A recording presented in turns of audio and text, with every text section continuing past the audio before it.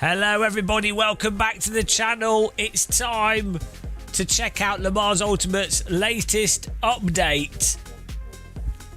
What a time to be alive. I don't think it's I mean, it will be game changing. It will be a game changing update. Obviously, they all are.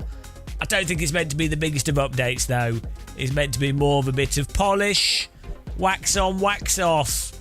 Mercedes should have slightly stronger force feedback and some other tweaks and things. So we're going to jump in. We're going to try it out. We're going to see what we can find out. And that's it. If you've missed this, you missed the live stream, you idiot. Subscribe, click the like button, unsubscribe, shave your head. But yeah, you missed it. AC Gaming only hasn't missed it. Also, worth noting, it's also the most realistic. Here we go. Thank you. Cult membership renewed. Thank you for the sub there. Appreciate that. Just got to get the game going here. Game's stopped.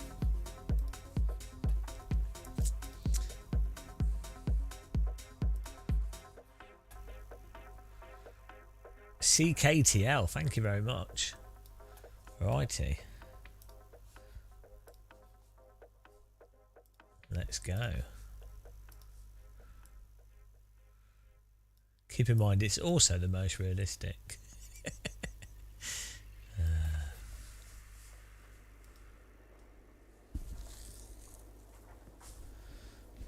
Beautiful. Look at that. Instant update. Oh, copyright! I wonder how many floppy disks.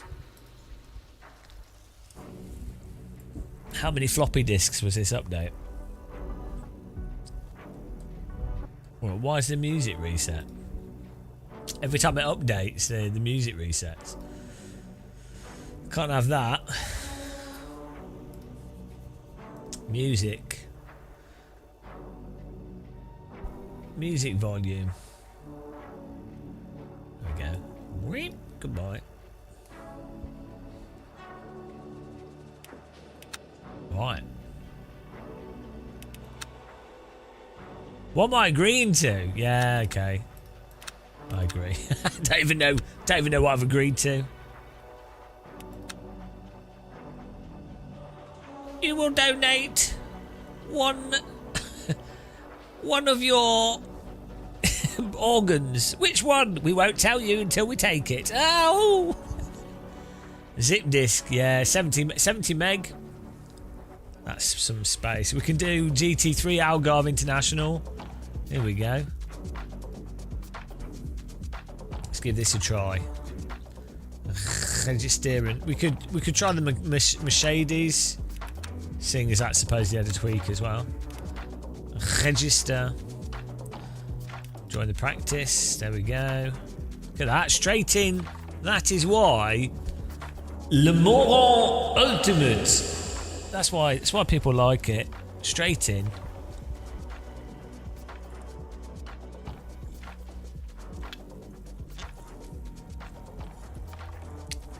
Le Portimao in Portimao, Portugal.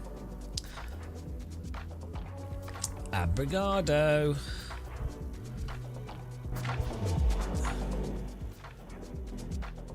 Yeah, hope everyone's alright. We did a 5-hour glider flight earlier. We didn't, we landed it. We landed it in the dark. On the runway without being able to see the runway. I'm basically a pro. Let's not. Oh no, custom set. Oh, what is going on? Bloody hell, this is new.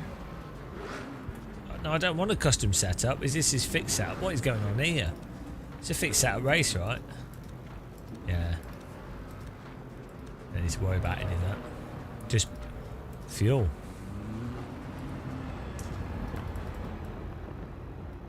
Le Mans. Yeah, we did a good job. Is there a change log? Should be.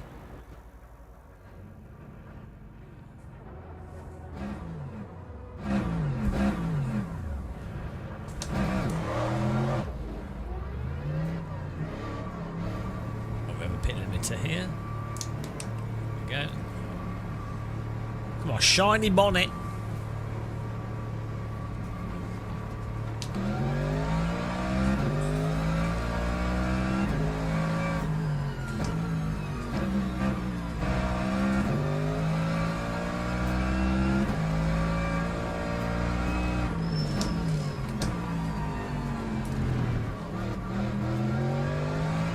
It's such a tank, this car.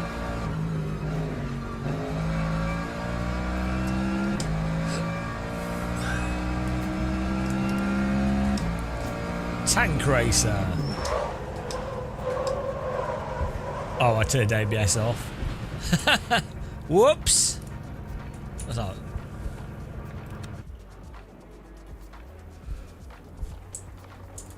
It was suboptimal.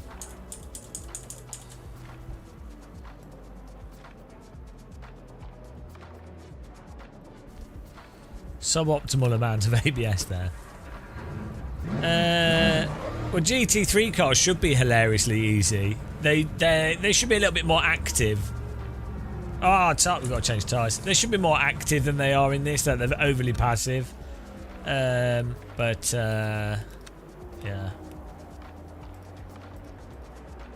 Is there a quick button? Oh, here we go.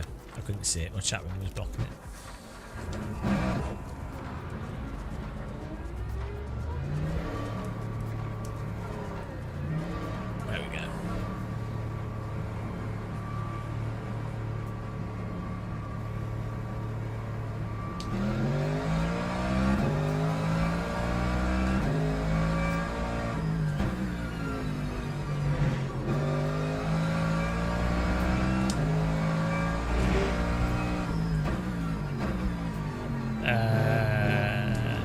ACC doesn't.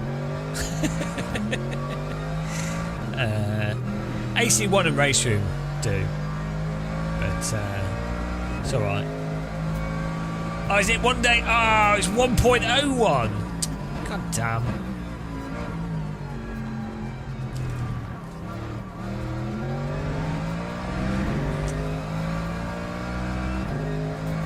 How do numbers work?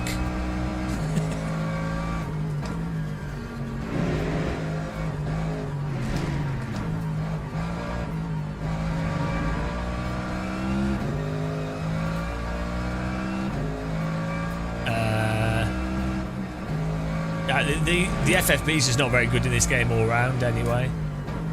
We'll do a video on it. It's passable, but it's really not very good.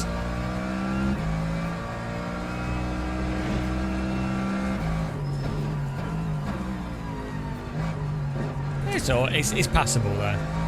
It's a very easy to drive game, so it doesn't really matter.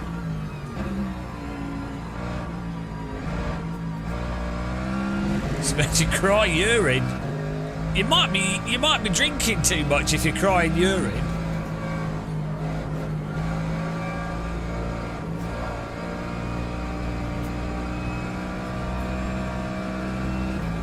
Bright Candle. Yeah, to be fair, Marvin's awesome iRacing app is very good.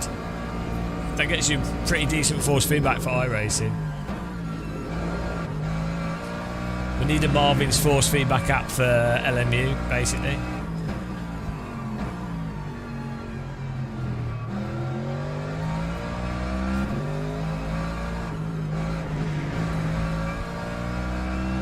But it is what it is.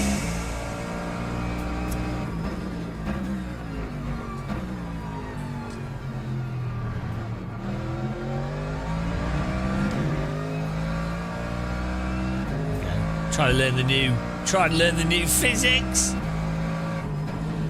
Woo!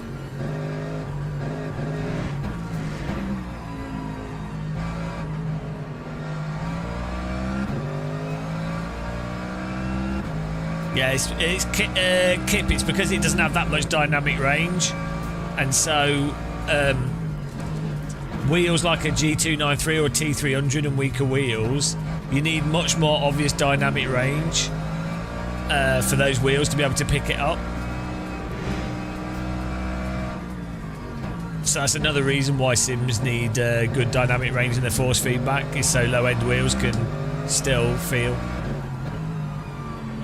where the grip is and isn't.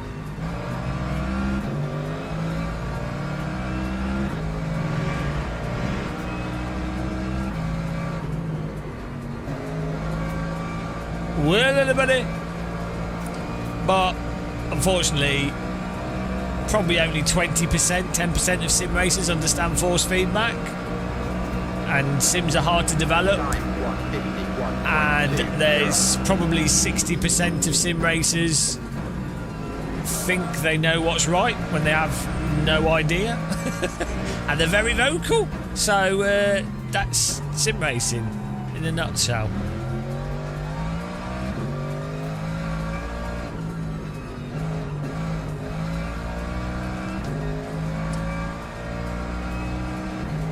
As I've always said, my thing is, I just want to be able to feel a range of grip for the limit, and I want the car to be able to be drivable in slip, so you can counter steer properly and hold slip.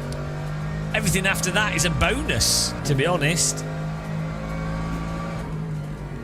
Everything after just being able to hold and balance slip and being able to feel where the grip is, everything after that's a bonus. You know? I really don't understand the nitpicking of physics to a high degree. It doesn't make any sense when there's massive overarching problems with many of the sims. It's actually absurd. It's kind of absurd to be like, oh, which is closest to this? It's like, it doesn't matter. The sims are very obvious.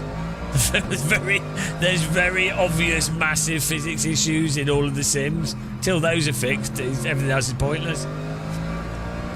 But there you go.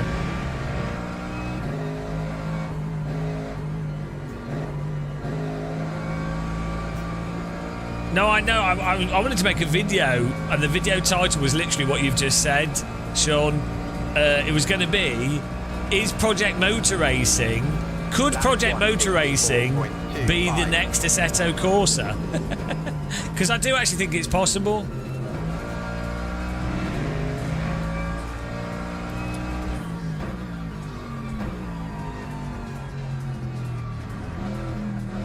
Sam Falk. Possibly. So I think a lot of people don't know how to drive a car in slip. A lot of people don't understand how to use force feedback to feel what a car's doing in a video game. A lot of people don't understand the difference between literal stuff and abstraction, and why abstraction can be good for a video game, and what the limitations are and why those limitations take place.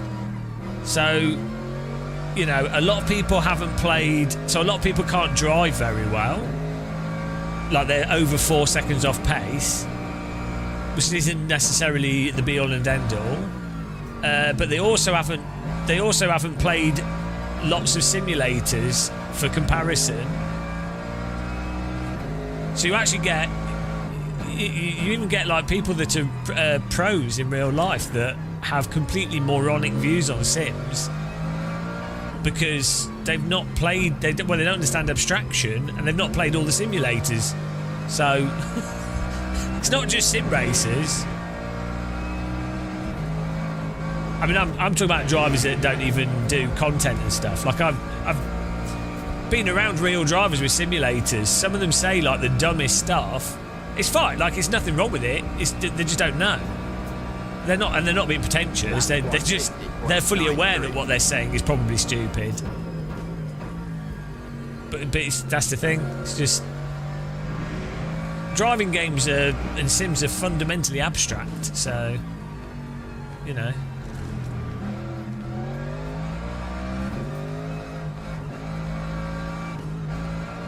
There's different people latch onto different things as well. But yeah. And they're very hard to make.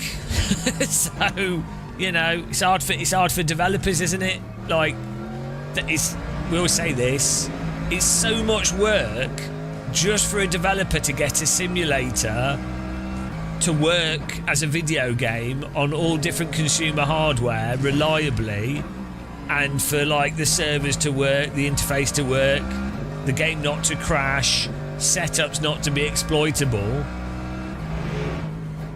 all this stuff.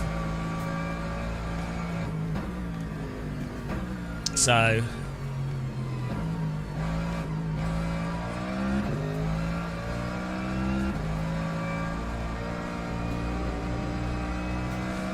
it's not easy for developers, but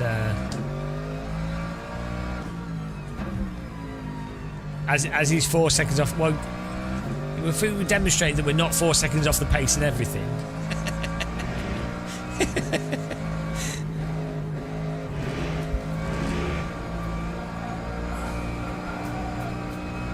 Yeah, you're not exactly getting big sales from driving sims, yeah.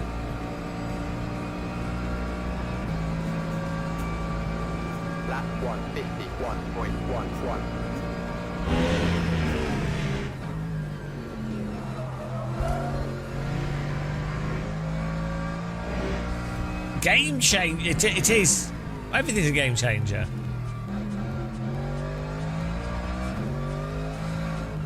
It's funny how that just changing the sort of slip behaviour of the tyres means that the lines through this track have totally changed since we last drove it.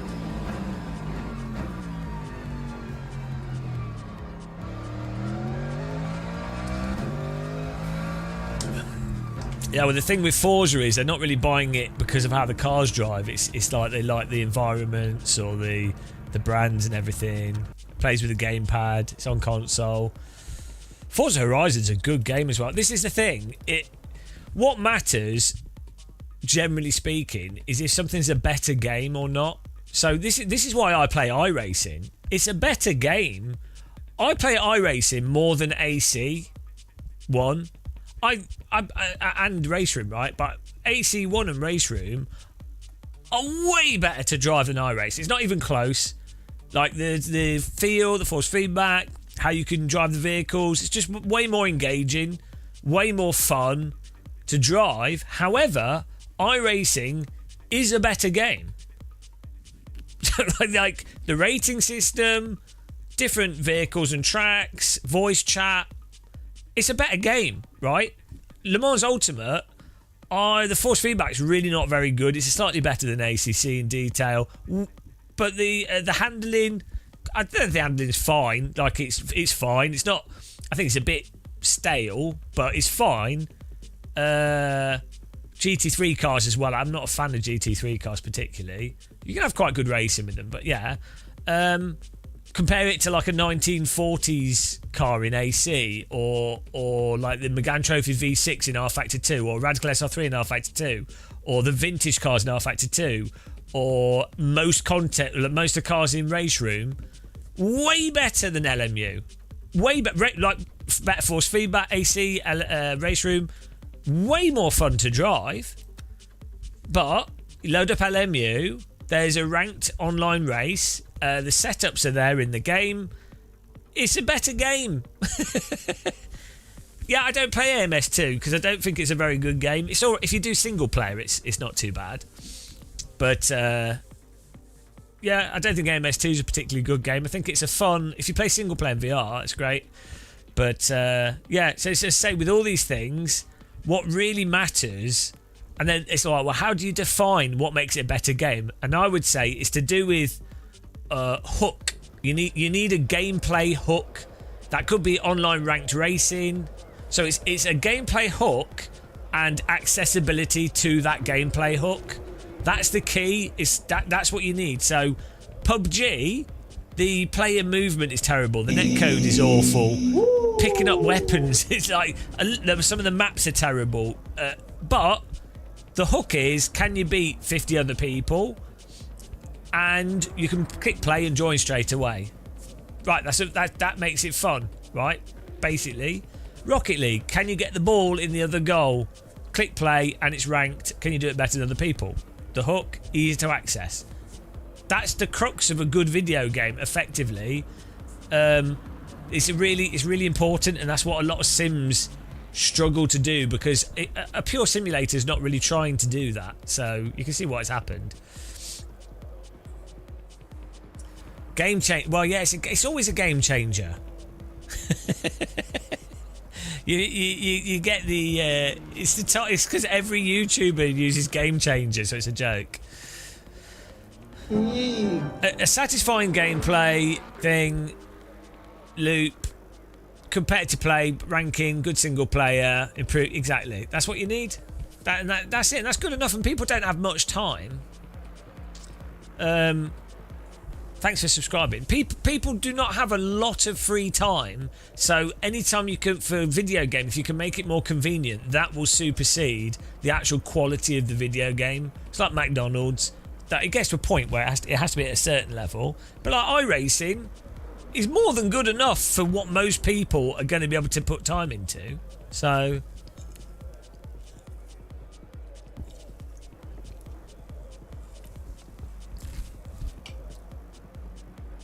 what's the key for a good cup of tea? Yorkshire tea bag, bit of hot water, bit of milk. There you go, sorted. Happy days. I know it'll blow your mind. Welcome along, guys. If you're new to the channel and you're watching, give us click the like button. And you can subscribe, and you'll feel bad about your life. But that's nice sometimes. Feeling bad can be good if you're into that. I would like a Project Gotham Racing, exactly. I really enjoyed the one before 4. So 1 and 2 were really good. The tracks were just so nice. Any keys? No, I don't really give out keys because you end up with people being a bit weird about it. We still need to give away some Wreckfest keys, actually. I forgot about that. Yeah. And also, I kind of like to give them away in a fun way when we do have keys, and then that makes it a bit awkward, and then it turns the whole stream into giving keys to people. So, and then, you know, you're trying to avoid bots and stuff, so it's, yeah.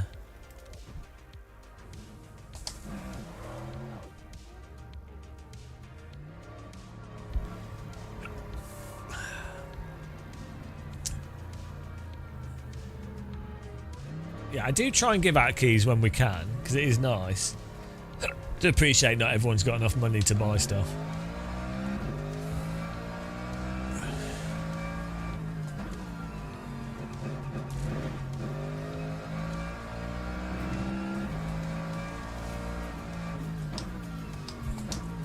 Venus.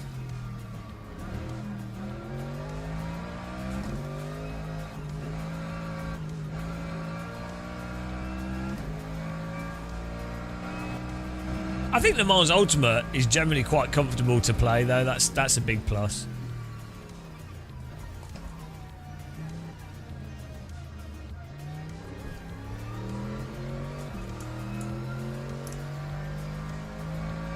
It's nice and easy.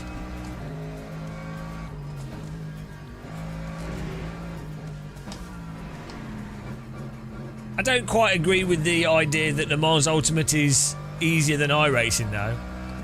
That's a silly thing to claim. Some people claim. Like, it's more forgiving initially, but if you have controllable slip, it's a lot harder to actually be quick than if you've got slip, like a defined fail condition and no ability to balance slip. So in iRacing, when you get up to pace, you can just turn your brain off. You're just repeating. You're doing a recital, a pedal steering wheel recital. Whereas the more that you need to balance a vehicle, the more tricky it is to be fast. It's easier not to spin, but it's harder to win. If that makes sense. But a lot of difficulties, very dependent on individual skill levels, driving style. You know, a whole bunch of stuff. The level that you're playing at.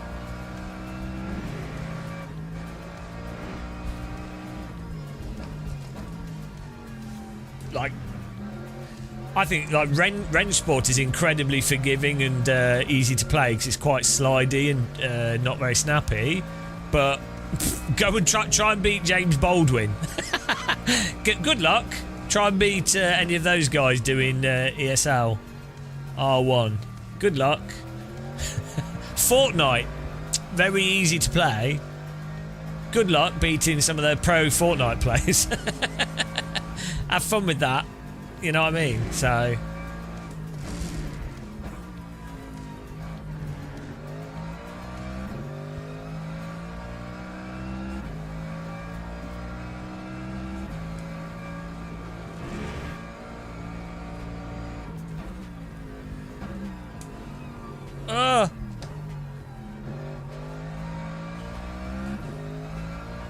Yeah, it's a sarcastic good luck. Try beating me in a glider. Good luck. Yeah, it's really weird. Race Room, R Factor 2 and Ren Sport all have similar kind of netcode. And netcode behaviour, like where you contact a car, you can. There's certain things like who's doing the pushing and where they're being hit from.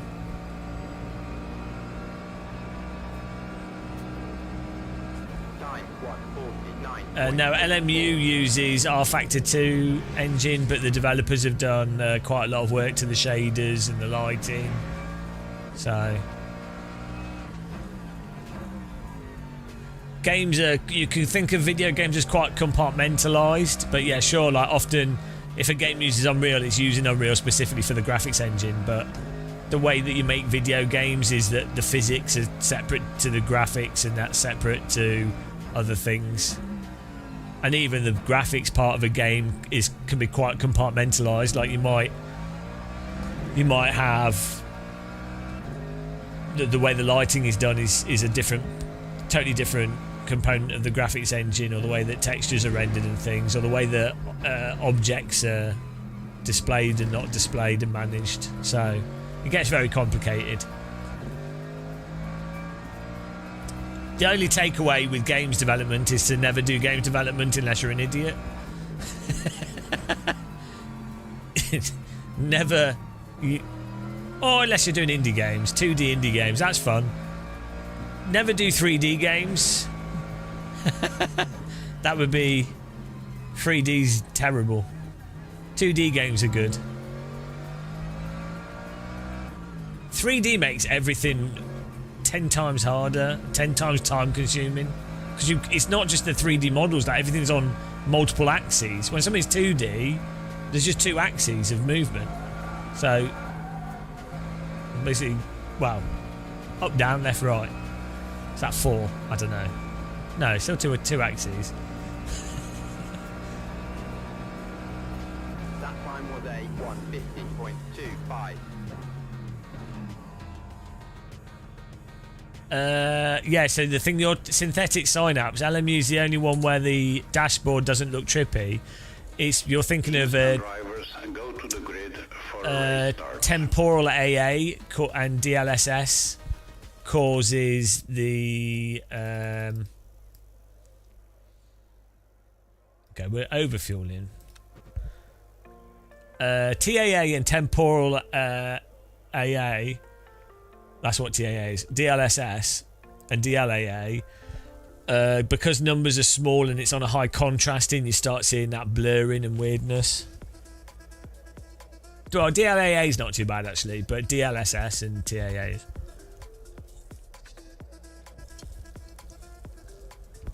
The no vehicle bug. Maybe your computer just doesn't want you to drive. Massive screen tearing, that's weird.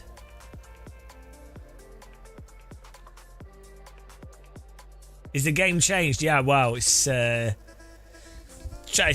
game changer. With this car, I think they've made the force feedback a bit stronger from its default settings, which you probably could just fix yourself, but game change. To be fair, LMU developers, you know, they didn't claim it's a big update. It's just you know, this is me memeing on the whole game-changing thing that people do.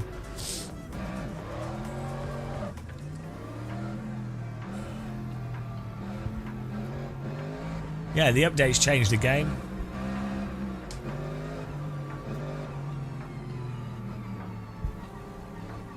This looks nice, it's lighting. Another good thing with ranked races is the developer can make sure that the races take place at good times of day so the game looks good.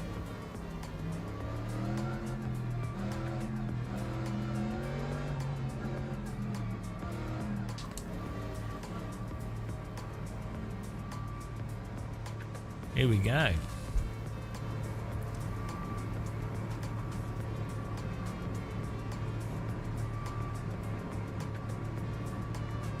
Evo's next update will be game changing. Green flag.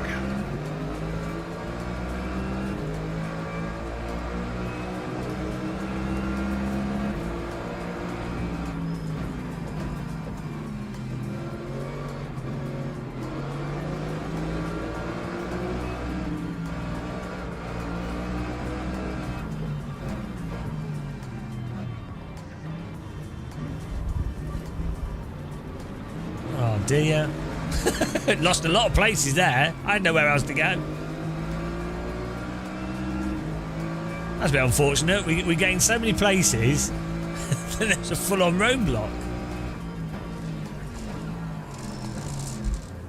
Sorry. Was it oversteering then? Bit too much rear run brake bias there.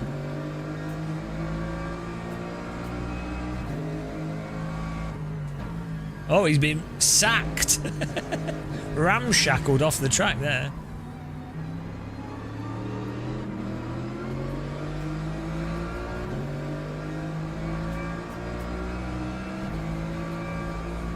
Oh yeah, well you have this in ACC and AC. Your average person tends to set up lobbies really badly. Which is a big problem in sim racing. They do it in Counter-Strike as well, it's not just sim racing. Server admins tend to just set up servers very badly. What are you doing? You idiot. You absolute moron. Ah, what an idiot. He went on the grass on the right and then kept on the throttle so I couldn't go past him. Oh dear. If people could learn how to crash, that'd be nice. I don't know why people are driving so bad. Yeah, oh well. Hopefully we'll still catch up with the back of these the field here. That time was a 2:11.6. Yeah. I think the skill level of players in LMU is quite low actually. Which is weird. Maybe it's because it's so easy to drive. I think it's just people that aren't very good at driving. And then they stick their foot on the throttle. Not everyone can be a legend. Yeah, I mean, I'm like... I had to basically have my car fully off the inside of the track and they still drove into me. So, like, there wasn't much I could do. I gave as much room as possible.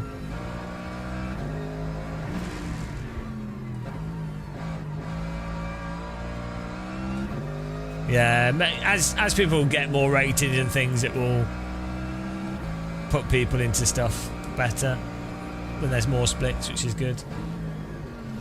So yeah, as soon as you come over a crest, the back of the car wants to fly out.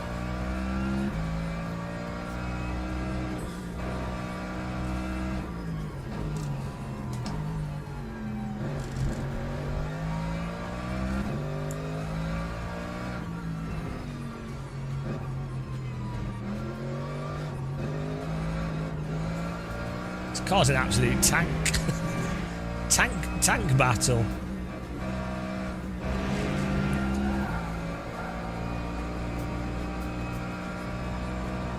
So one thing I did like about so when they had the tyres before, the cars would actually rotate in a more snappy way. Lap 150.54. You know, the update where people didn't like the handling, which meant that you could rotate the cars quicker, which was quite satisfying. Like, they're very sensitive to lift off oversteer.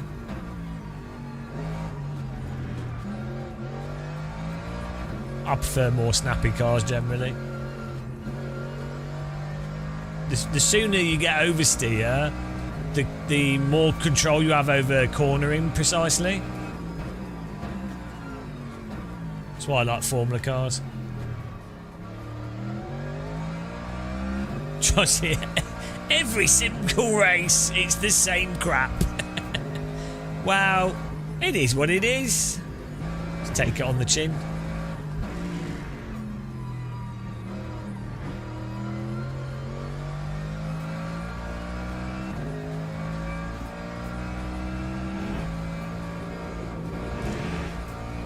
I could do with getting better at this track though. Every time I drive this track I forget the layout. Every single time. All the corners are like over mountains. It's like someone bulldozed Teletubby Land and built a racetrack on it.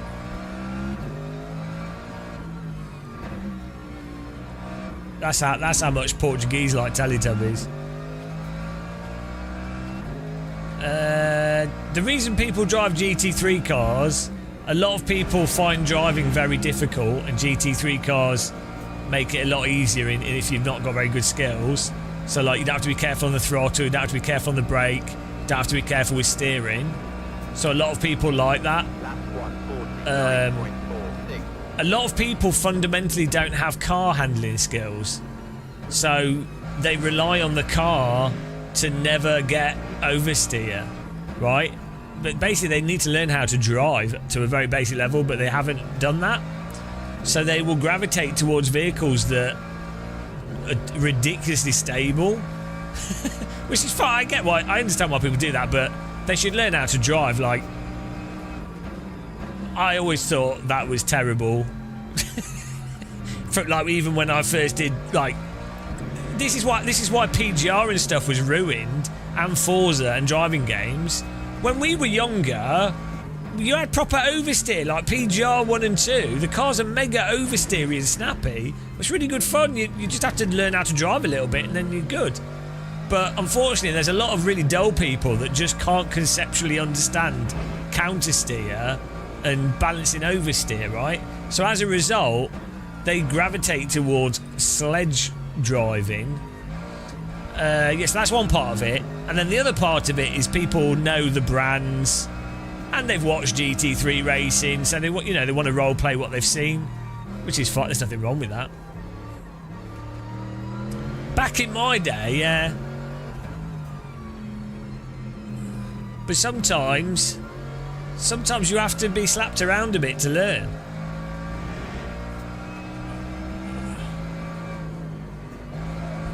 Yeah, it's really weird. Like, there's definitely a big problem in sim racing of people that have got hundreds of hours in sims and they don't know how to drift, basically. You should be able to drift every vehicle in every game to some degree. If you can't, you shouldn't be on a racetrack driving, because you don't have basic control of the vehicle.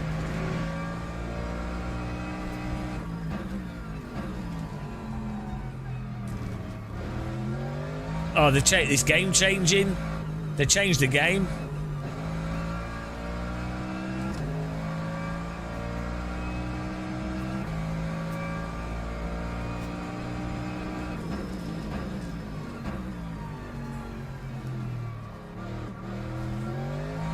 I think the updates on the have their release notes somewhere, right? Should say on Steam actually.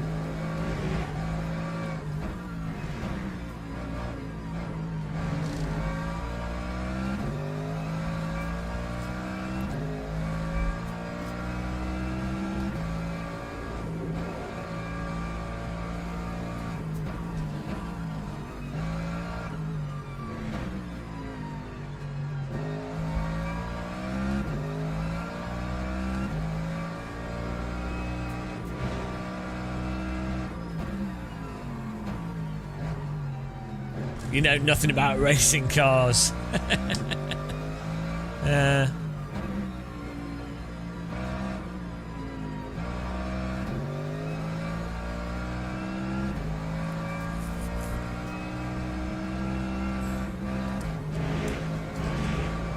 Well, the knowledge of how cars drive is so low that the world's most popular racing simulator can get away with not supporting one of the most basic aspects of driving.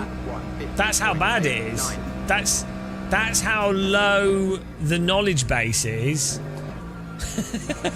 when it comes to car handling. Is pretty ridiculous.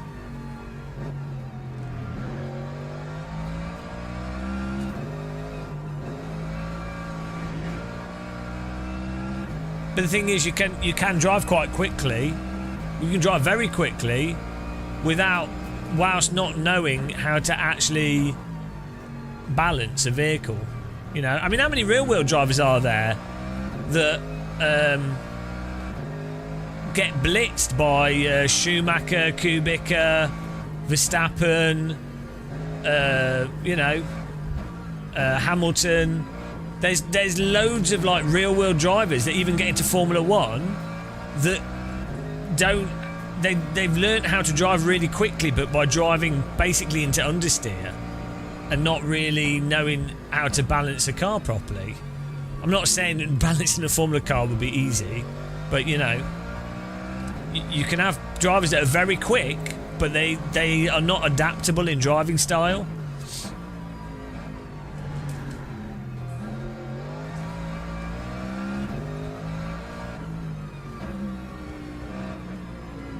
What's not very true? There are quite a few real-wheel drivers that have a singular driving style.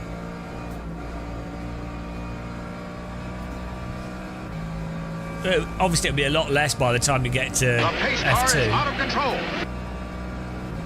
Lap 1:50.34. The list of drivers who can't balance. I just listed drivers that can balance. I just listed drivers that are amazing drivers. But there will be a whole bunch of drivers that have a very unadaptable driving style, which might still be very quick.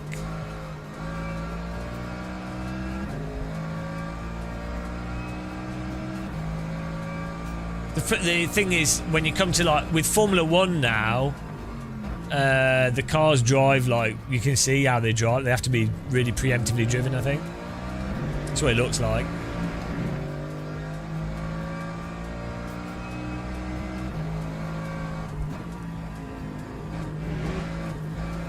But that's why you see like rally drivers are mental. They're always holding slip on unexpected corners, even on tarmac stages. A different type of car, different type of driving.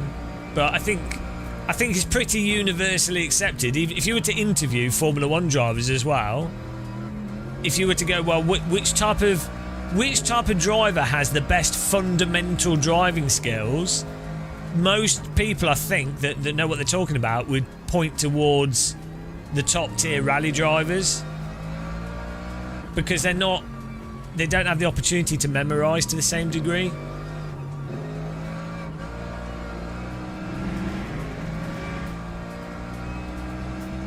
So they have to have like absolutely fundamental balancing skill, which is crazy. It's not controversial. I'm pretty sure you could ask the vast majority of Formula One drivers and they would say that. That time was a 1:51.11. It's different. It's a different activity though, so it's not to knock driving a Formula One car. I think it's mental that the drivers now, and IndyCar I think has a similar issue. The cars have got too big and too heavy, and the tyres only allow for like single direction slides, basically like iRacing. So that's going to be really, really hard to be the best at that. Don't get me wrong. They're insane.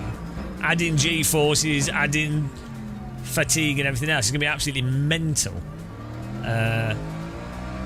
It's a different thing.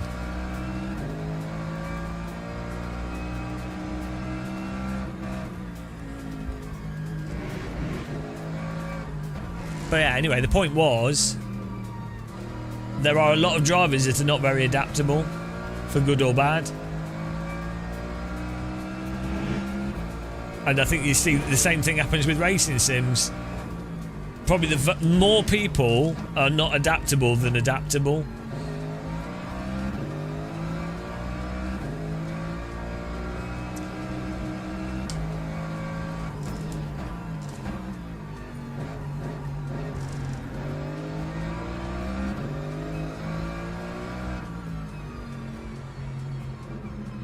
So yeah, you actually get it in other sports as well, like tennis. You'll have some players that can play really well on a grass court, and a like a what's the court called when it's not grass, the hard court? What do they call it? Where are you going? So you have some tennis players that can do a hard court and grass court, but some players can only play really well on grass. Ah, he's killed him. What are you doing? Clay, that's it. I was gonna say, I was thinking pottery for some reason. It's like, that's not right. Yeah. But then, I mean, you could argue someone that's not adaptable, but they happen to just be very fast at that thing. Well, then that's fine, isn't it? What's the point of being adaptable if you're adaptable, but then you're slow in the specific era of sport that you happen to be doing? It's not really going to be beneficial, is it? So it's different skills. It's like those. It's just depends what you're testing against.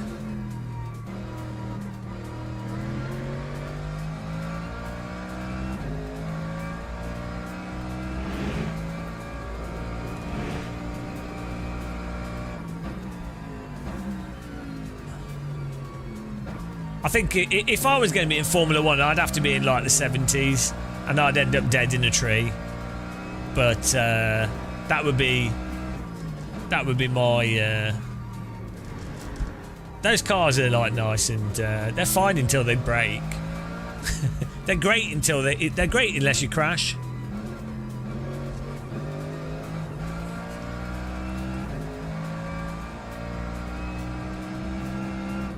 Also, you get to wear like a leather hat and have a mustache. You get whiskey in the car. What more could you want? Lap 151.87.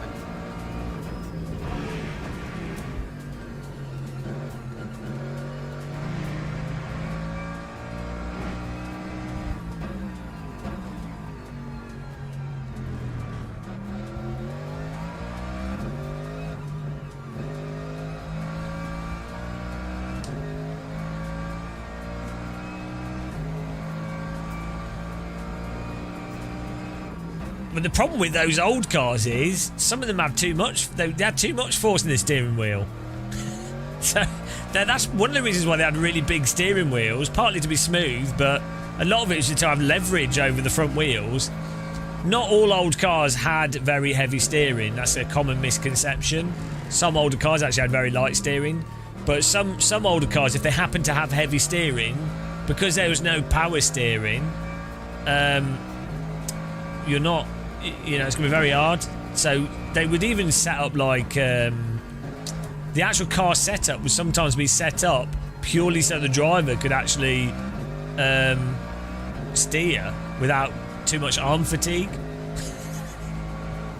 It's really, yeah, there's loads of weird stuff that they would do.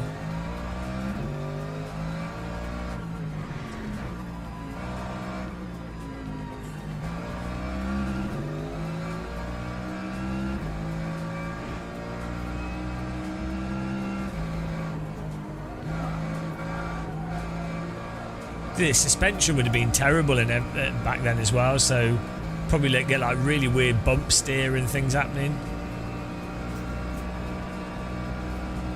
Times 151.26.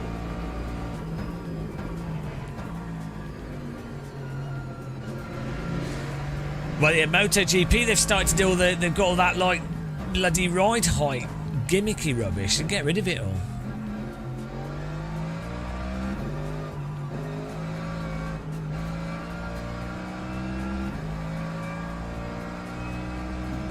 We don't really need to do a side-by-side comparison. Can tell you straight away, the AMS2 car will drive as if it's a bit too flat. It will probably have better force feedback for detail than LMU.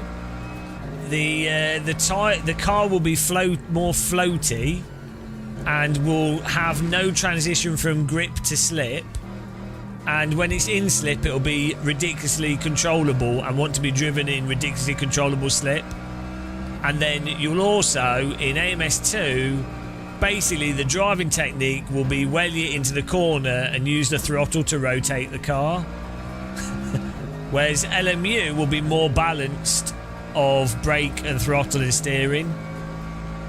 AMS2 as well will be, if the car goes crazy, just point the wheel like a lunatic.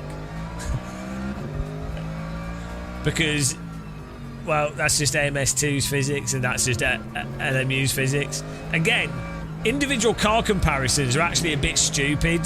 When people go like into all these tiny details for individual cars, where granted, the developer might have done a really good job on the different settings for the cars and all the options and everything, but what actually matters is the fundamental force feedback, fundamental physics stuff, like the really high level physics and tyre model, suspension. No, the individual cars is like totally beside the point until a developer's got the actual tyres working like tyres proper, as good as AMS1 and AC1, and force feedback as good as AC1 and MS1. All the other stuff's totally stupid. A lot of sim racers like to believe like that they're actually driving the real car, when none of the cars are like an actual real car, so it's all kind of a bit pointless. It's fun to play make believe though, isn't it? I think that's part of it. It's nice to have a 3D model of a vehicle that looks like the car you're driving, and sometimes some of the characteristics obviously do line up.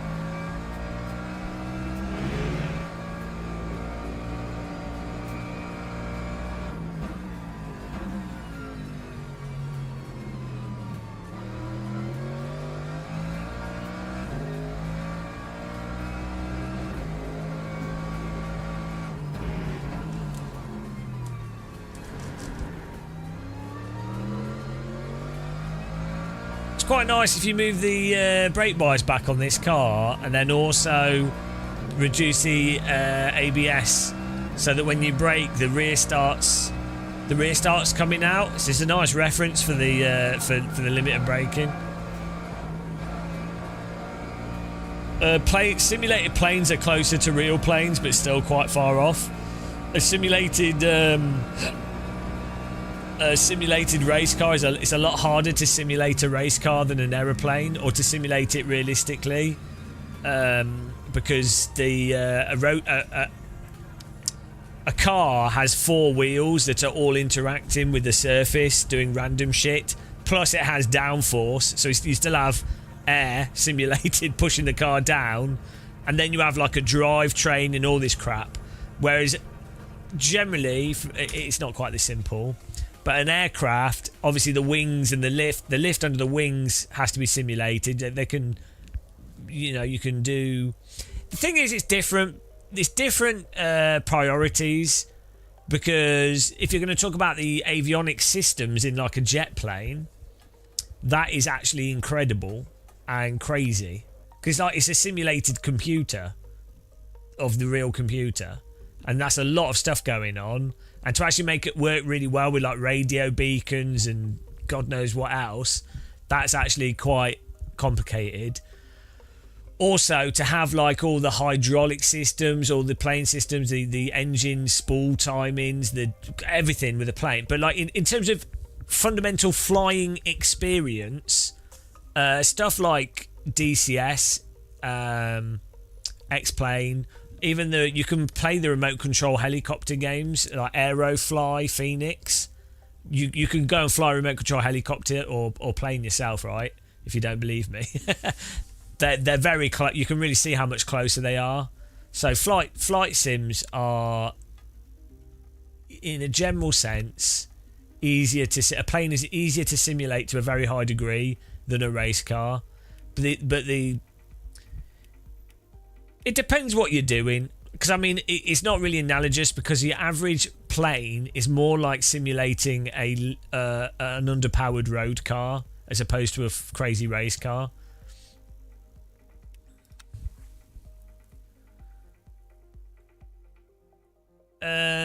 Chassis stress. Well, this has flex and stuff. Chassis in race cars are pretty stiff, but in most race cars, it depends. I think it's tyre models, tyre data. They've got tyre data, but getting that tyre data to work correctly. Tyre models and getting the tyre model to behave correctly, having it all work in real time, then stuff like netcode and everything else, high quality track models, you know. We'll do this Sprint Cup, that'll be fun.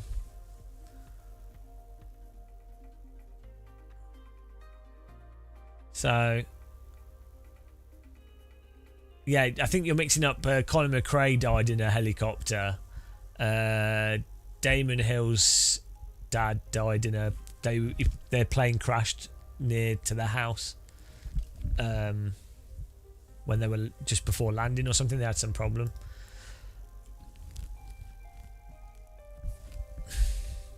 That was in the 1970s though, I think 1980s.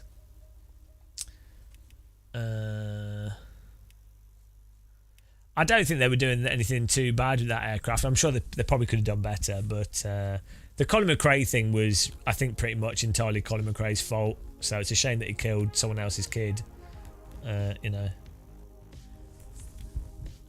Yeah, well, the David Coulthard thing was just really unlucky. That was no one's fault.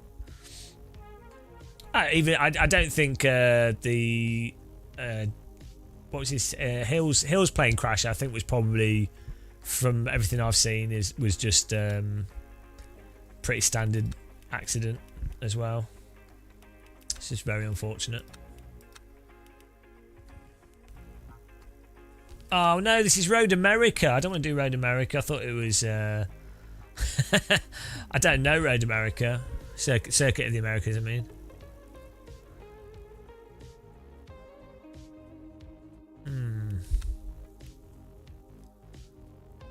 Oh, this could be good. Imola. 120 minutes. Can we join this one? That's perfect. We'll do this. Yeah, I really don't enjoy Circuit of the Americas. Oh, event starts in 6 hours. Okay, maybe not. Well, so much for that. Fail. We can just keep driving GT3, I guess. I could learn Circuit of the Americas. It's just I don't really. There's too many corners.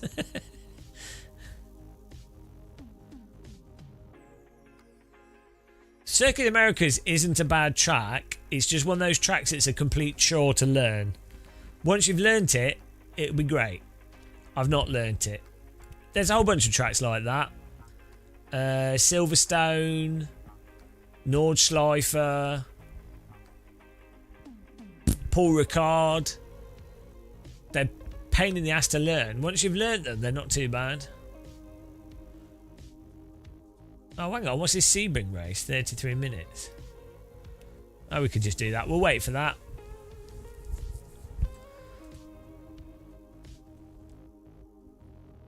Oh, this one's 78 minutes. We could do this as well. We'll just wait a minute.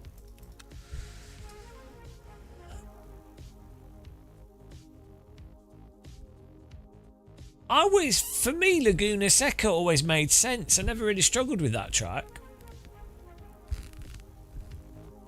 Do you guys want to take a moment to appreciate our new background? I think you can. Would you like to see it? We'll quit out of the game so you can see it. We'll load back in and we'll do one of these races. We can do this Super 60 series, it'll be good fun. What's up, Monza? Right, here we go. You ready? You ready to see the pinnacle? Look at this. It's a new one. I'm not sure what's going on in the background. There's just loads of people chasing and running around. It's well good. This is the one thing that AI is good for.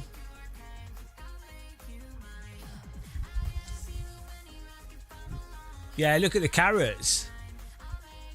Did they even have carrots in medieval, in Stone Age times?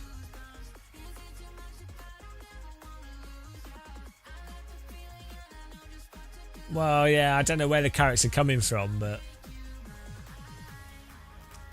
yeah.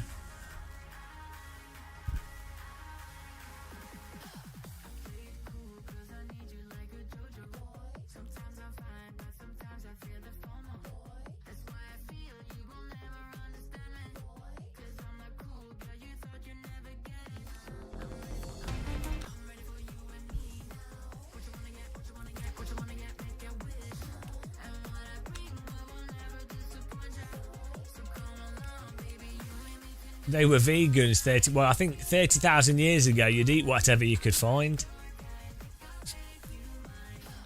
Cavemen likely ate carrots. Where they actually... Well, I mean, where do carrots come from? Like what country?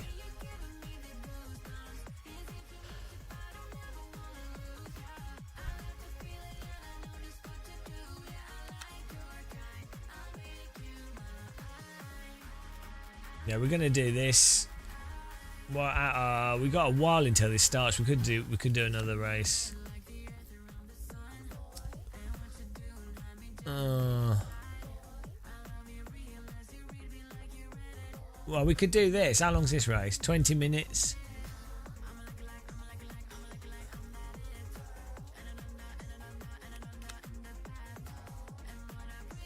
Yeah, we could do this LMGT fixed. And then we'll, there we go. Genius. Oh no. I know it's GTE, isn't it? These cars are shit. These cars are terrible. They should just delete them from the game. Let's drive one, but I seem to remember them being absolutely terrible. Let's see. To the Porsche. Like they were super messed up last time. Hello, Matt B. We've not done any online championship races. I do like GTE cars. I much prefer GTE to GT3. They're just last time I tried, they were rubbish in this. The force feedback was rubbish. The handling was terrible. The GT cars are a lot better in like the GTs in iRacing are a lot better than the GT3s in iRacing and in rFactor 2 and in most sims GT cars are better to drive. Car is out of control.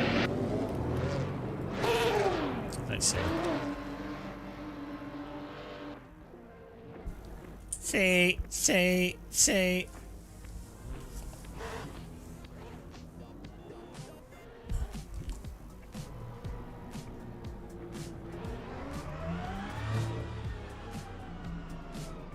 Oh. Don't know what they're doing. Just move move seat aft and yeah, just bind the seat buttons. See that was a good overtake there. When Gary Marshall back in Germany during Expo, he has to film Wall and Brandenburg Gates in Berlin. Gamescom is in Cologne and Sim Racing Expo is in Dortmund, which is about 2 hours on the train from Berlin. I don't know, maybe this is alright actually. Take it back. See, this already sounds better than GT3.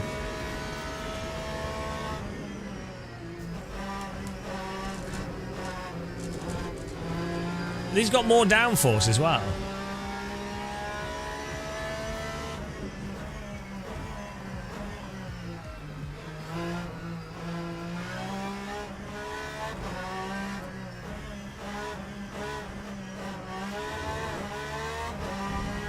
Yeah, we're going to Gamescom. I've spent a fortune. I booked all my hotels last night. Booked all my hotels and everything for Sim Racing Expo and Gamescom. Bloody hell. Sim Racing Expo, hotels are so expensive this year. I managed to... I think I found one for like... For 3 nights, it was like £400. It's crazy. Years back...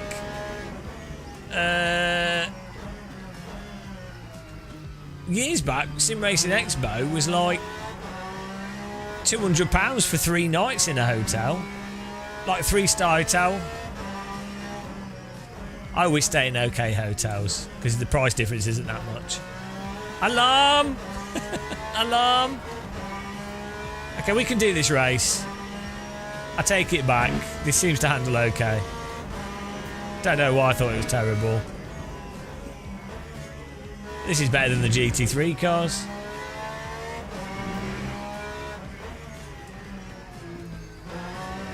Yeah, I take it back, guys. Ah, Michi Hoyer, the legend. 10 out of 10, it's Michi Hoyer coming at you from outer space. Michi Hoyer in a sim rig. Michi Hoyer doing sexy jig. Michi Hoyer from Germany. He's a man. What a legend. 10 out of 10. 10 out of 10. Were you not expecting it in the 90s techno review mode? We better sign up to this race. I don't know why I thought of that, Mitchy. It just made me chuckle. I was doing the video and I was like, I don't want this video to be too long. So I'm not gonna review every single bit of it with me talking through every single bit because that'd be very boring. I wanted the video to be like 10 minutes. So I was like, oh shit, I need to just do review scores because it's quick and easy, whatever. And then I thought, I like techno, so let's do that. And then I got halfway through it and then there was the break in the song and I was like, what should I put here? Oh yeah, Michi Hoyer, 10 out of 10. Yeah. You were the best part of that review video, to be honest. It's a nice pink car. It looks gorgeous. Absolutely love. I love this type of sort of iridescent pink. It's like it's like a highlighter pink. Like fluorescent pink is such a nice colour. I'd like some more shirts in fluorescent pink. I might buy some. Thanks for subscribing, Hikau. Welcome along, guys. Michi Hoyer. Mitchy, you going to Gamescom?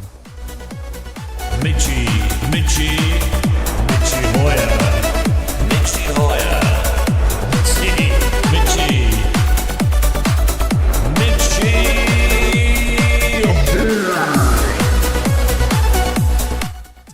Yeah. How long have we got here? 9 minutes.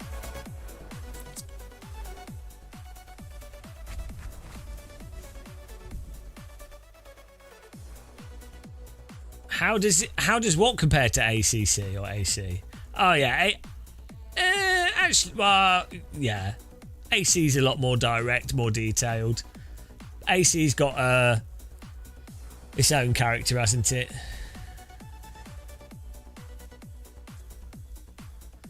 But welcome along, hoi hoys, hoi crew, the hoi chi poloiti.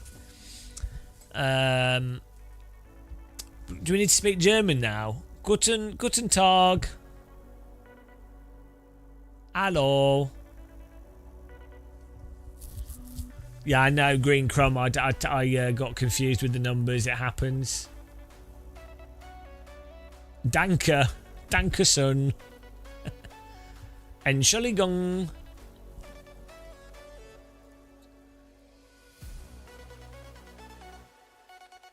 The Mitchie crew coming for you.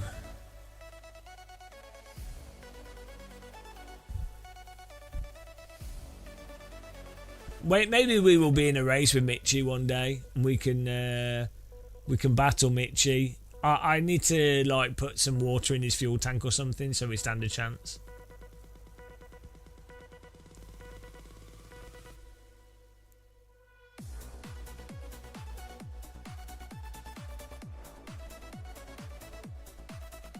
$242 people registered to this race. That's good. Well, I don't know what it means by out of 21. Is it 21 people per split?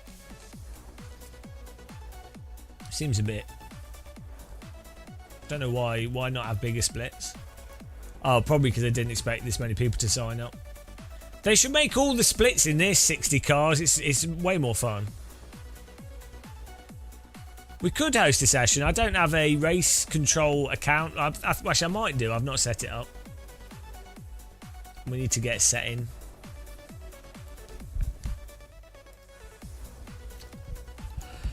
Woo! Bonsoir. I need a cup of tea, actually. I might grab a cup of tea before this race starts. 7 minutes. On race control, can we set up a race with 60 cars?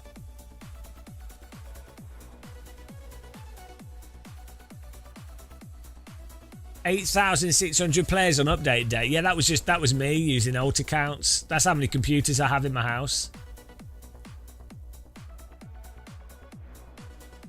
That's yeah. I was view botting the game. That's why all the cars were stationary in the pit lane.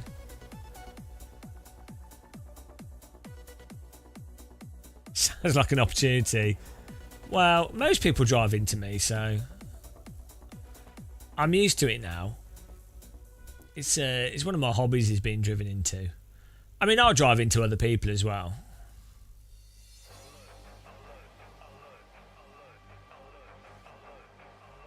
Yeah, I'm going to get a cup of tea, actually.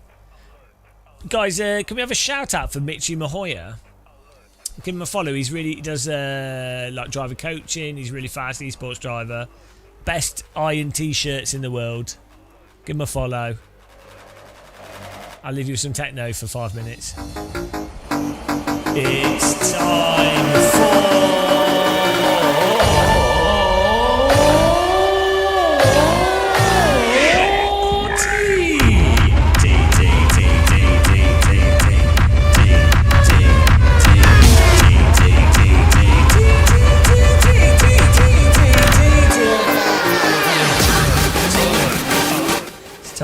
It's time for tea.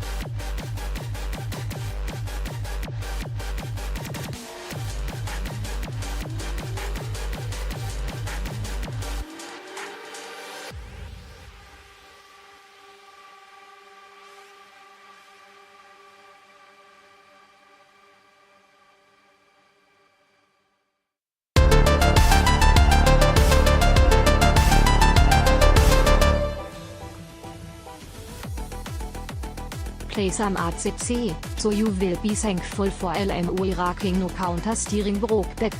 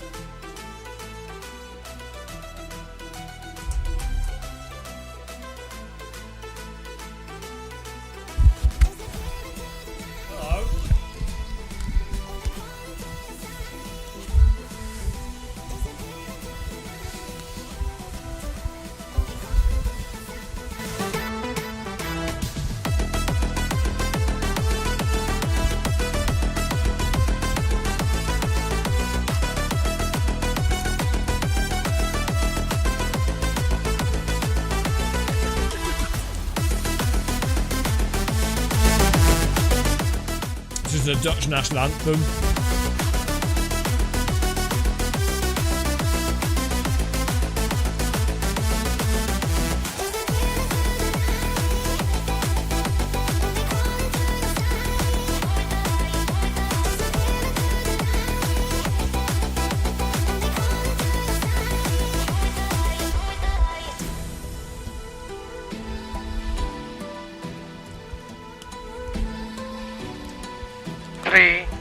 Oh, thank you. 1, go!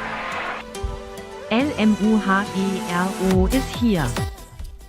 Thank you. LMU Hero is here. Le Moron Ultimate. Thank you, Dino, for the support. Appreciate that.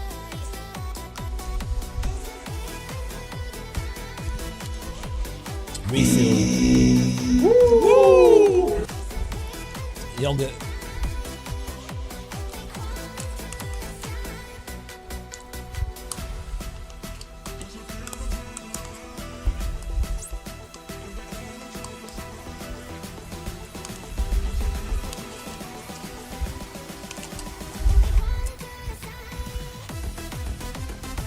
I'm ready for the GTE. The ultimate GTE test. Video title. Do GTE cars suck?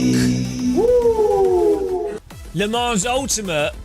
I was wrong about GTE. Wrong. Wrong on the thumbnail. GTE cars are terrible. Wrong.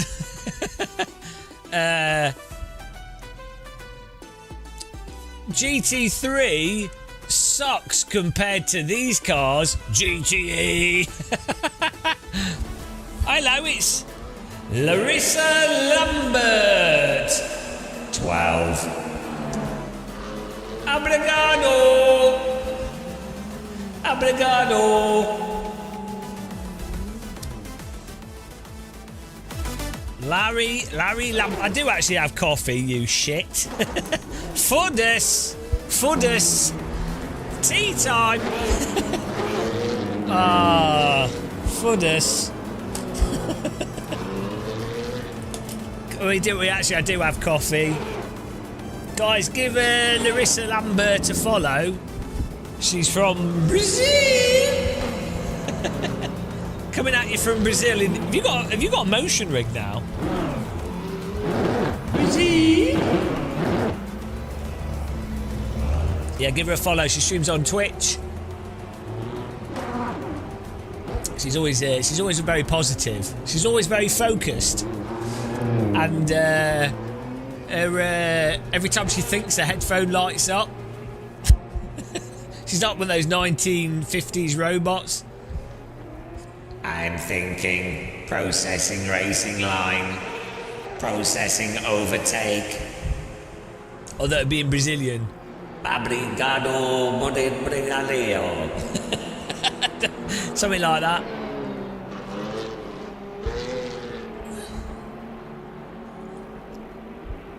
That was my Brazilian accent. I tried. Yeah, thanks for giving her a shout out there. Top notch.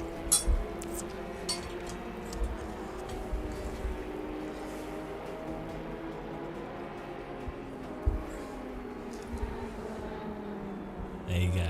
We can do some driving here. Larry, Larissa, when are you getting on LMU? You know you want to. You need to play. you need to get on LMU.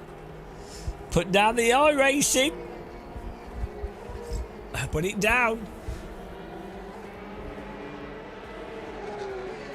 Yeah, well, you know.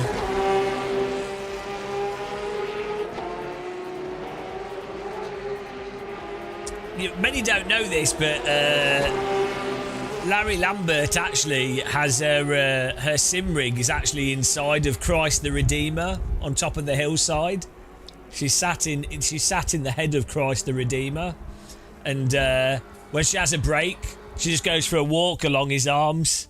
It's very dangerous. She has to be very careful not to fall off. But it's a good view. But yeah, true story. Well, you're not allowed to prefer iRacing. That's well, you know, you like tea. I mean, you don't like tea. You like coffee. So we can't all be perfect, can we? Let's be honest. Can't all be have great taste.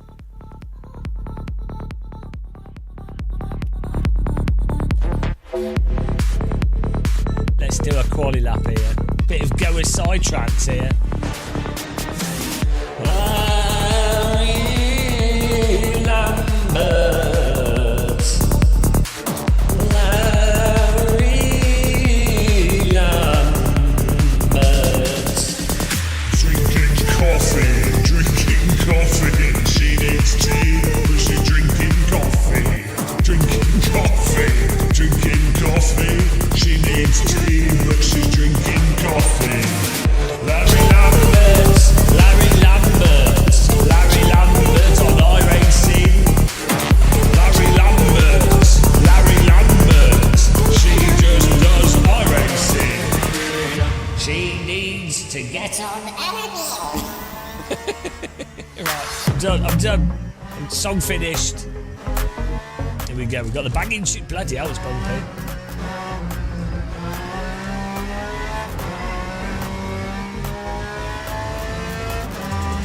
What music is big in Brazil? Like salsa music. Now what's that? Is dance music? I think dance is pretty big in Brazil.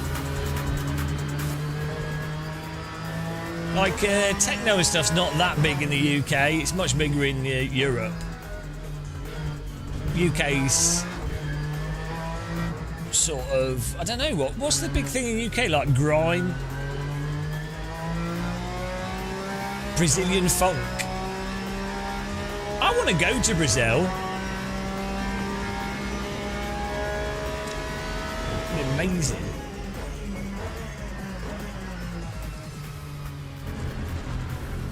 They should do Sim Racing Expo in Brazil.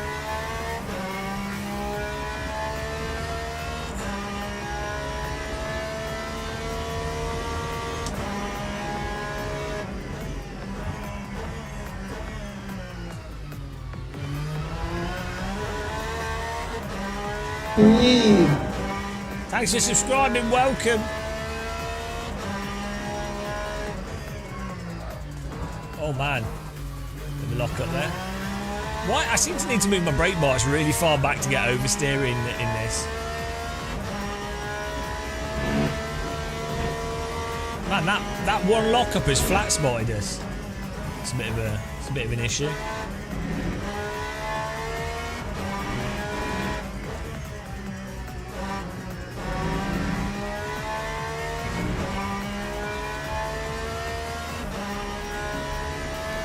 Yeah, it drives better.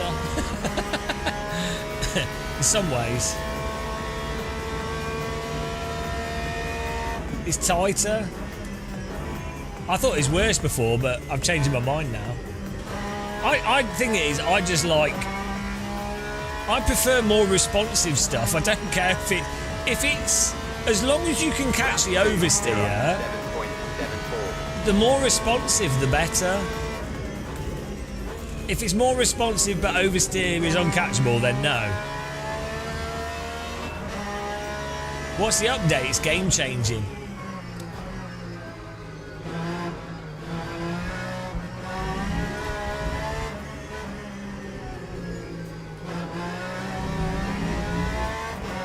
This one doesn't. The GTE doesn't slide too much, I don't think. It's what she said.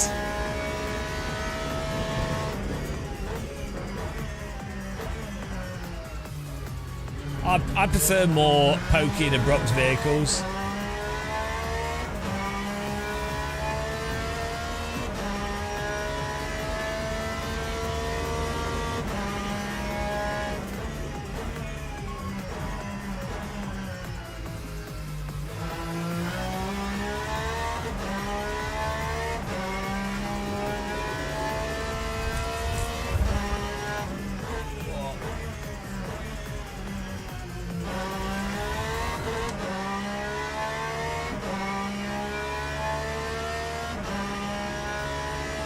This car sounds better than the GT3 cars.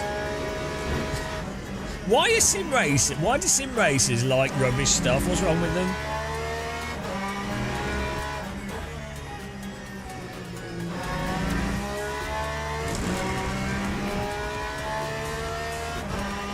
I think sim racers should all go in the gulag.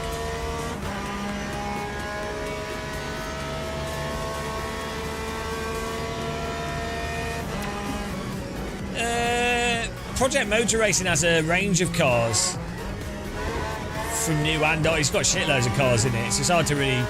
The impression from the press stuff that I've been involved with, That time was a 2:04.9. I don't get the impression that it's a GT3 sim. It's just a GT sim, like, but as much historical as modern. That's the impression I get. Could be wrong, but that's the feel I get, and just from the stuff they've communicated. Do we do the race with soft tyres? A 30-minute race? Someone said to me that the tyres they have the same wear. It's more just to do with temperature.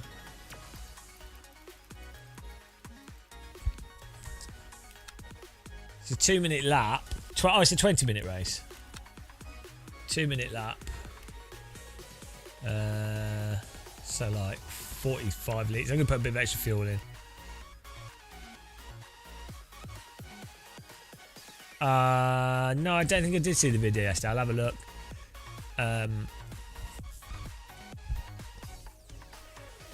Well, no, they'll be... well, I don't know how they're marketing it. I don't know. Geodear, thank you. 44 months, bloody hell. Oh no, huge error. Huge Kappa. Yeah, I don't know. Like it makes sense to market stuff with the most popular things.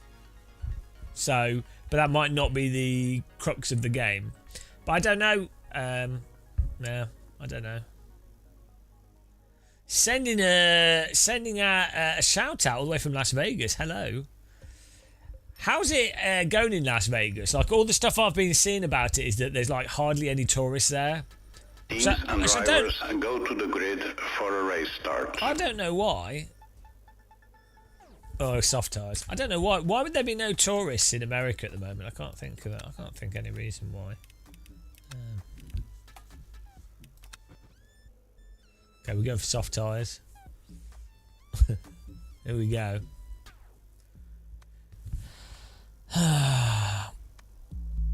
I always wanted to go to the countryside around Las Vegas. I don't like gambling stuff. I'm really, really anti-gambling. But I'd like to visit the countryside around Las Vegas. I'd like to go to the Grand Canyon. I'd like to kayak the Colorado. It takes like a week.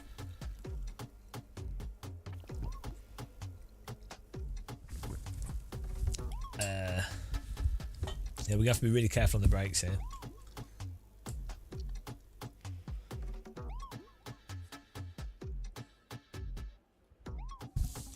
Yeah, I probably would die from heat. But I mean, imagine seeing the Grand Canyon in real life and walking through bits of it as well, or kayaking through it would be incredible.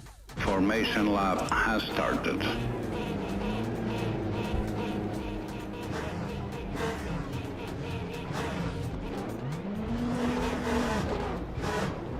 But yeah, Vegas is weird. Like, I never really appealed to me. Like the parts of America that I think are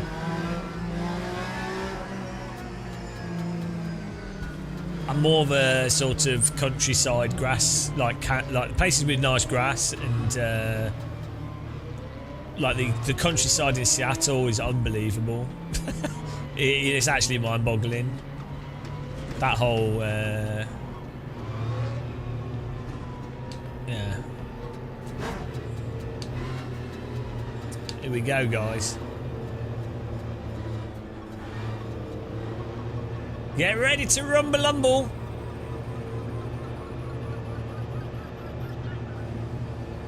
Green flag, green flag. Let's stick up the inside. Okay, let's go.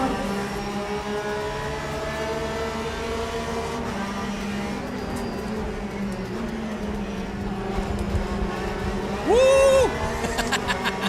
Committed to that.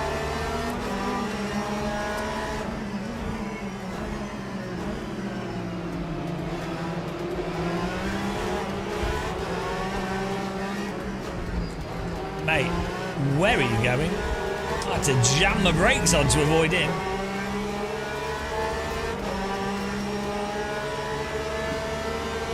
Yeah, this is fantastic.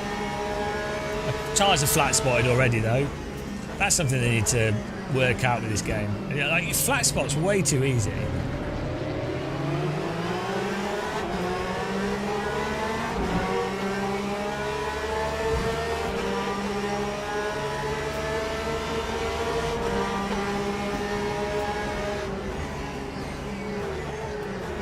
Bonk, he's not making that. Oh, he is. Good drive.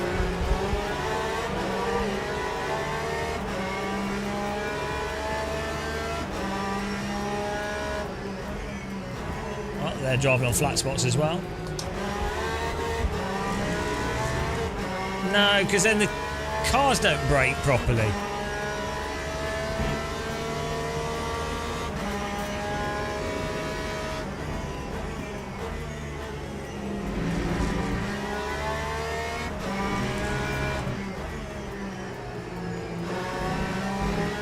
Woo! What a line.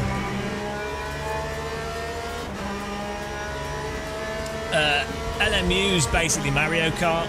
It's a Simcade title. You can catch. You can just counter steer, oversteer, and hold slides and stuff, which is basically arcade. So, like, if you've played iRacing, which is the most realistic simulator, iRacing is the most advanced and comprehensive racing simulation software in the world. You would know. It's also the most realistic. It's also the most realistic. So obviously, by virtue of that, this can't be the most realistic. That, well, anyone will tell you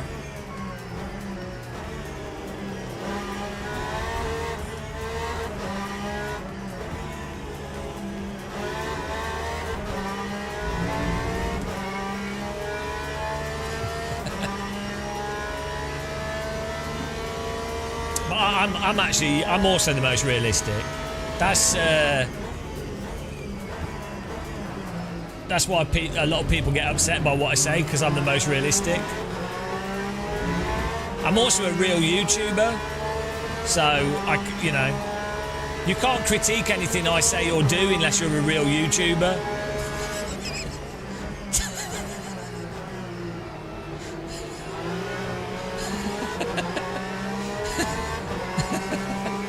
Oh dear.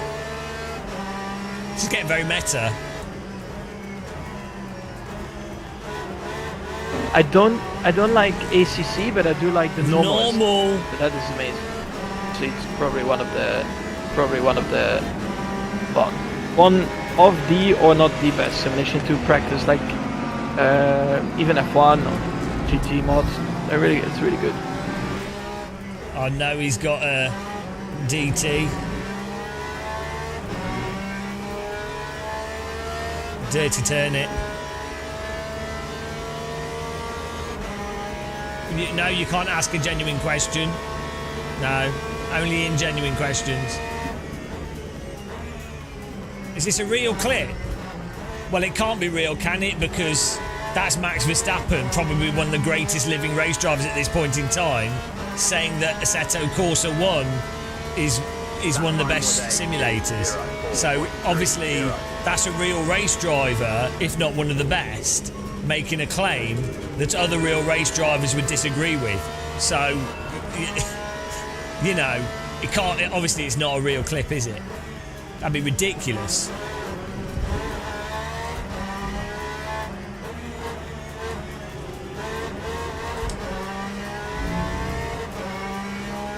We all have to thank Max Verstappen for LMU because it was only Max Verstappen telling everyone to uninstall rFactor 2 that then made the developer have to make LMU because everyone uninstalled rFactor 2. So the developer was like, shit, we need a new game.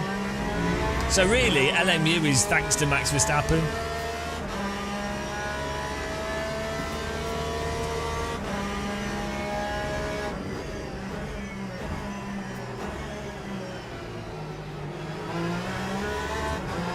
Can't park there.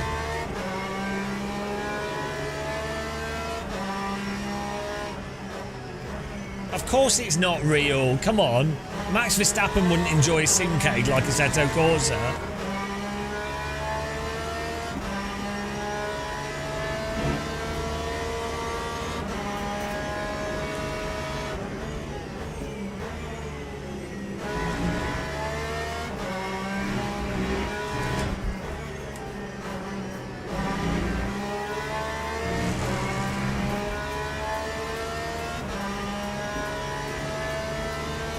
We're doing all right here. We can probably be a bit faster.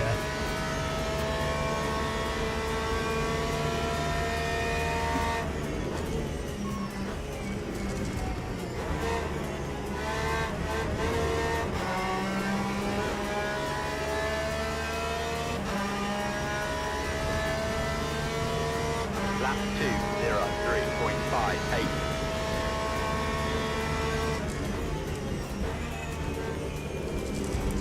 This game flat spot's easier than I bold spot. That's how bad the flat spotting is in this. Insta flat spot. Your car flat spots before it's even done a single lap.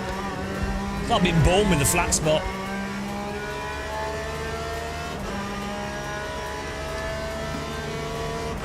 What's up with the realism argument? Last time I checked, BeamNG is the only sim that actually... Bit of a lock up there. Actually what? Working on actual physics. The rest is mathematical models.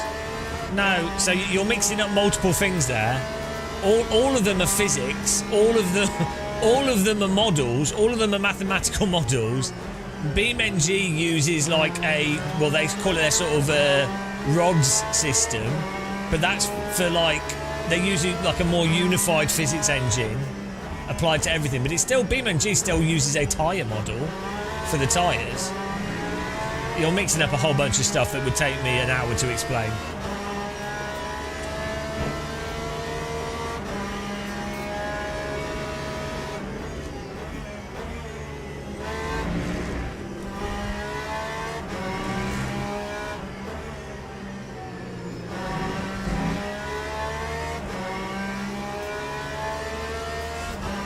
What's my cockpit camera settings? I just turn lock to horizon and smoothing on maximum because it's more. I find it more comfortable. Yeah, Simcade Tashumi. Yeah, when we got oversteer, we just counter steered and were able to keep the foot on the throttle as well, rather than having to ride the slide out. We were able to just pull it out of the slide straight away. But that's why this is a Simcade title. Lap 2. Realistic simulators don't allow you to do that, obviously.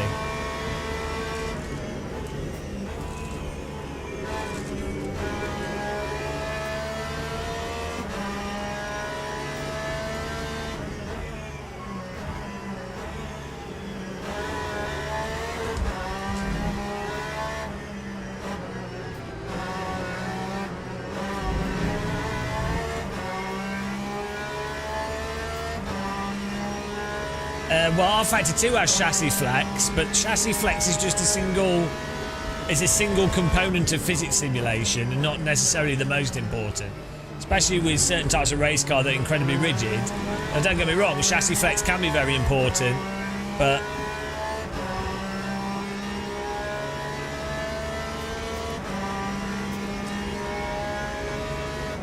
there's a whole host of things involved. It depends what you're trying to do. They may or may not be relevant.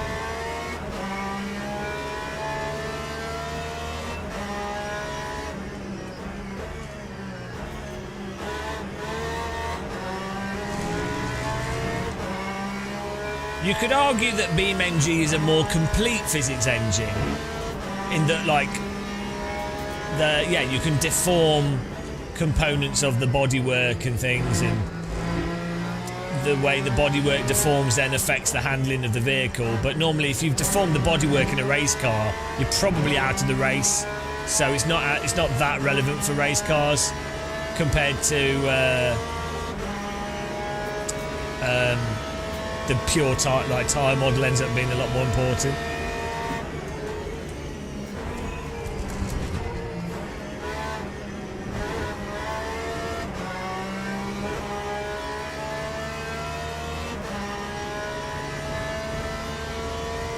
Time 2:03.27.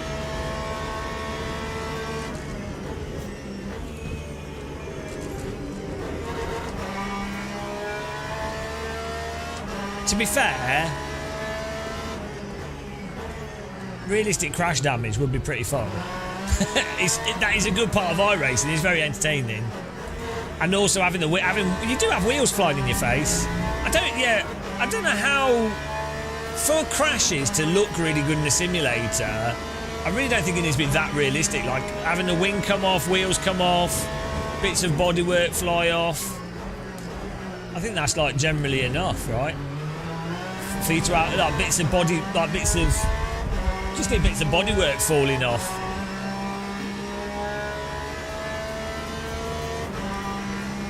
Yeah, but it's not a racing sim, because BeamNG's tyre model is not very good. So it depends what you're trying to do. It's good. The road cars are really good in it, and off-road driving, and if you're doing hill climb, but it's also doing a lot of stuff, so it tends not to do anything particularly amazing apart from crash damage.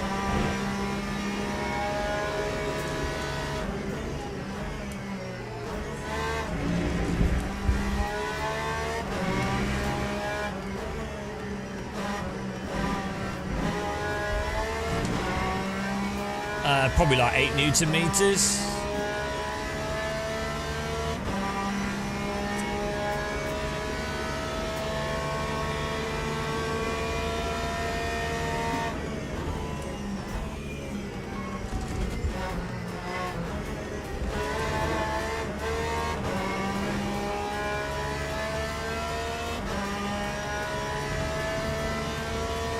Time 2:04.16.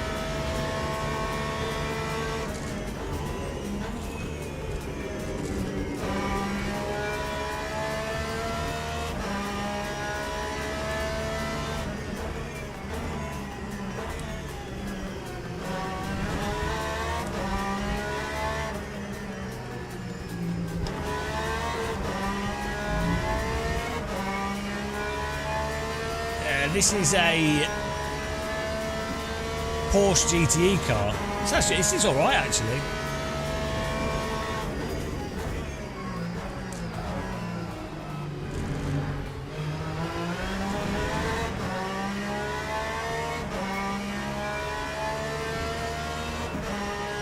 I think I generally prefer how this handles compared to the GT3 cars, actually. It's more pokey.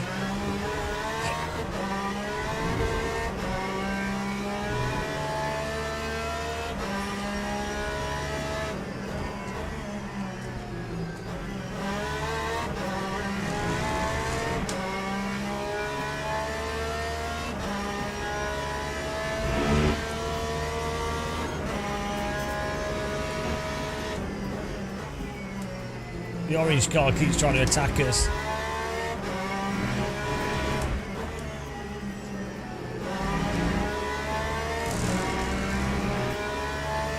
I'm using a 55-inch LG OLED C1.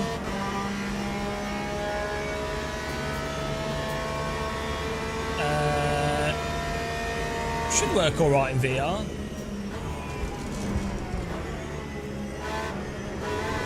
It won't run as well as MS2 or AC in VR, but it should, on a good system, should run okay. Time 2:02.61.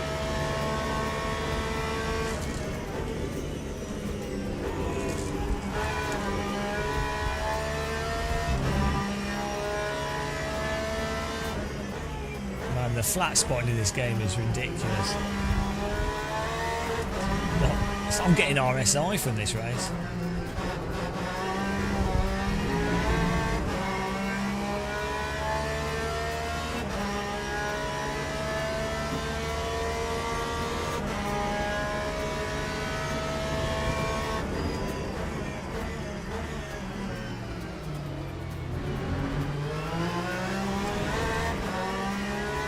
The sense of speed is absent.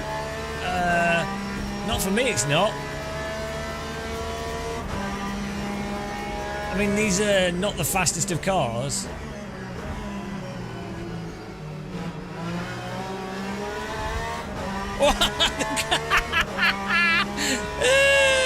I thought he was going to drive straight into him, so I was like, I'll hold this position and maybe the orange car won't notice the green car, but he drove off the track. Ah, dear. I thought he was going to drive straight into the green car. I was being a bit cheeky there. I could have been nice and moved over more, but... lol.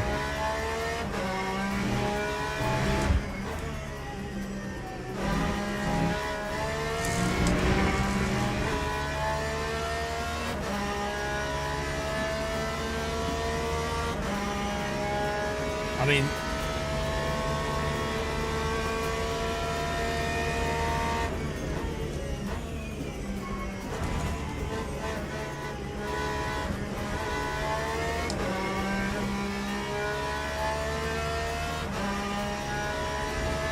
Three minutes to go here. Time 2:03.77.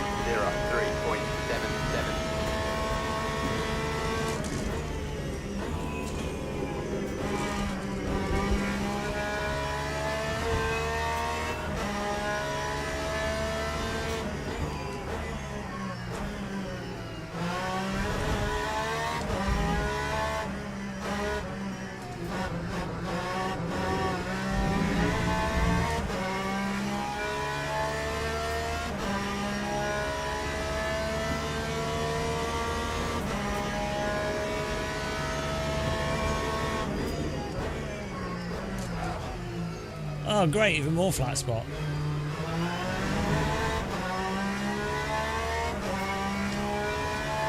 Oh, it's game changing. We've changed the game. Not just this game, but the whole game. The game is being changed.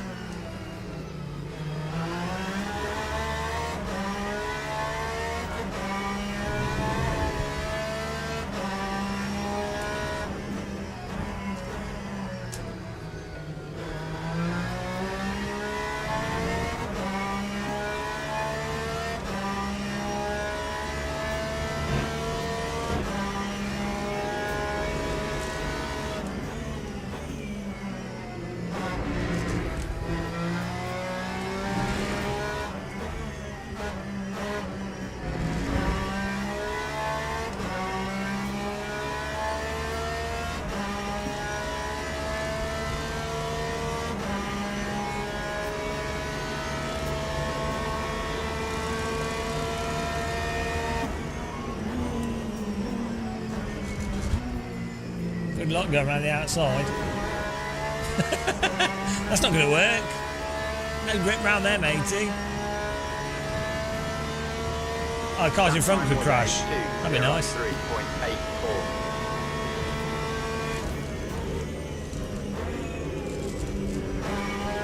Oh, there it is.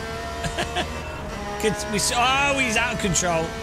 Saw that coming a million miles away. Oh, is this Glorious 7th?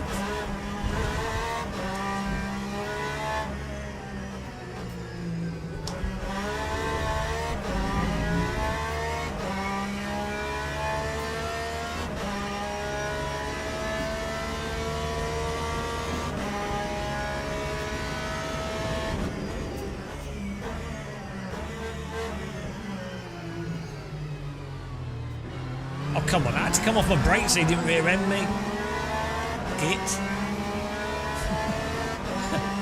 That's a ridiculous way to overtake in a game.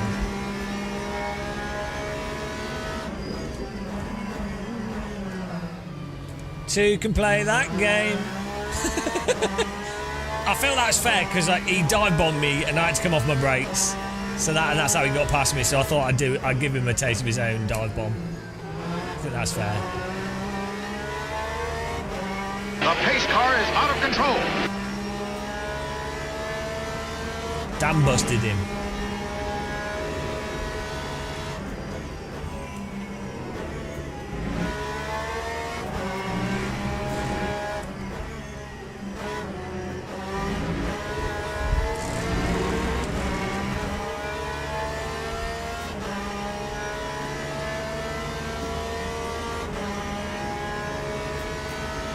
Will he do a ridiculous send up the inside? I really hope he doesn't.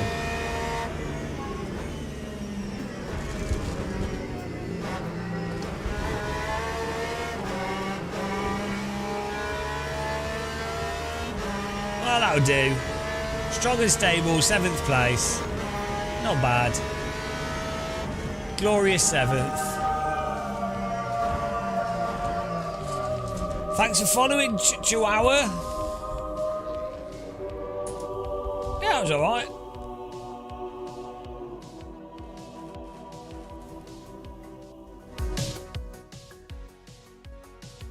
You found LMU easier to drive than GT7. Yeah, on the slick tyres, GT7 is terrible. GT7's slick tyres are super like on and off.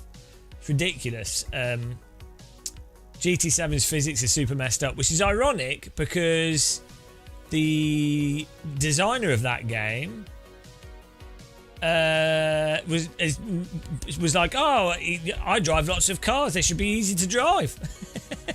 And then they supposedly put more realistic tyres in GT7. They're terrible.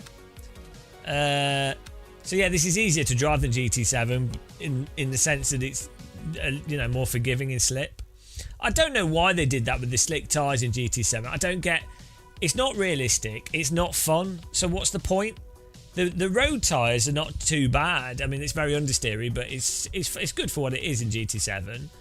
I do not. So again, it's really weird that even Gran Turismo makes the same completely idiotic sim realism mistakes.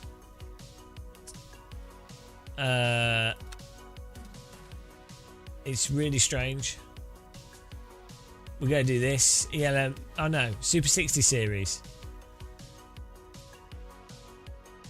Yeah, you should have rammed me. It was good racing. Nice racing.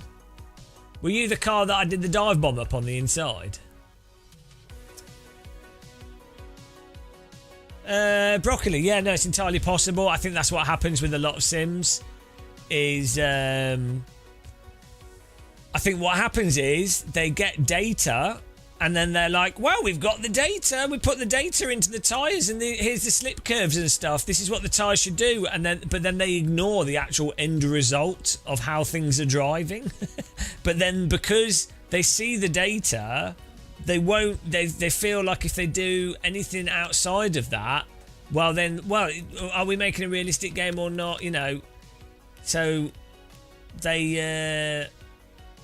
yeah, I think it confuses developers in some ways, or like they can't justify doing it a different way because, well, that's what the data says this, but it's like, well, it obviously doesn't drive like that. Like, very obvious. I'm talking about subtle stuff. So it seems to be a really big thing, a common mistake that I think sim devs, or I don't know.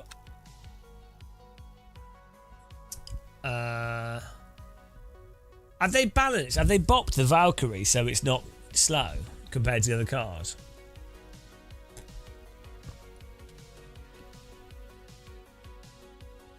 Yeah, it's like data religion, but yeah, if one part of a model, well, put it this way, watch Driver 61's last video, because there's a lot of stuff in that which basically is exactly the stuff I've been saying for years, but it's in a video from someone everybody trusts. So watch his video about it's like expensive simulators or whatever, and listen to what he says about, you know, how obviously the data doesn't line up to real life because real life is highly variable. How the simulator drivers actually have to take the telemetry from the real car, and then the sim drivers, that are very good sim drivers, have to drive the car in the simulator worse in order to make it line up to how the real car is actually driving. So that is a Formula One team, right? So if they can't build a simulator with the best access to data and not infinite budget, but an incredibly high budget, and they're only doing one car, if they can't do it, what, do you know what I mean?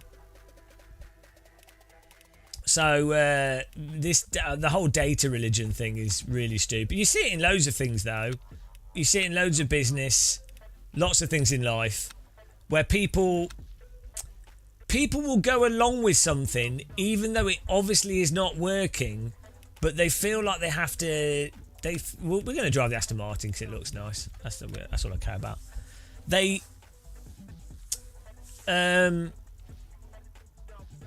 been told what to do, or there's a process, and rather than looking at the reality of what's occurring at any given point in time and what's actually happening, they will just stick to a process, even when it's absolutely obvious it's not working.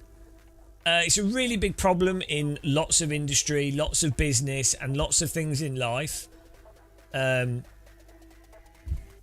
that's a similar thing with the data religion in sim racing. It's the same, similar problem.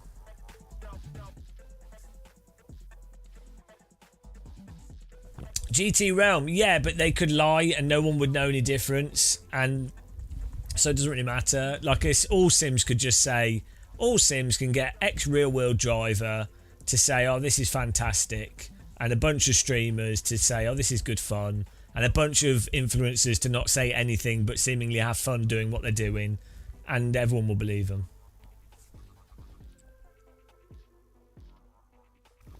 So hang on, what have they done? They have bopped it a bit more. That's good. Or am I wrong?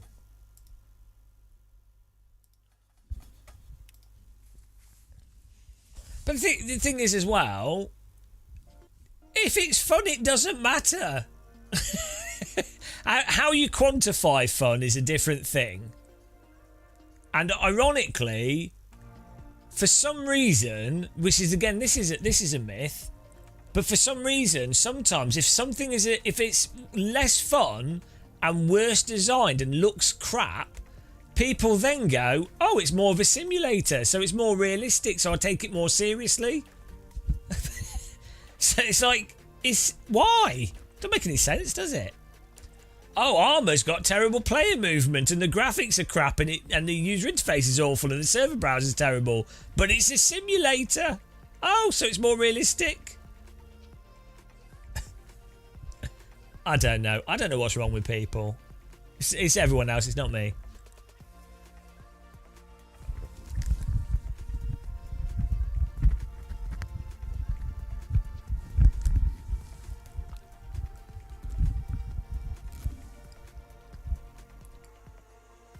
I'll tell you the thing as well. I think for sure driving. There's a whole bunch of cars in real life that would be awful to drive, especially for a long period of time. They'd be terrible. It really wouldn't be like, a lot of people would only do it if they were paid a lot of money, and they wouldn't really enjoy it that much. There's a lot of vehicles that are genuinely going to be a total chore to drive.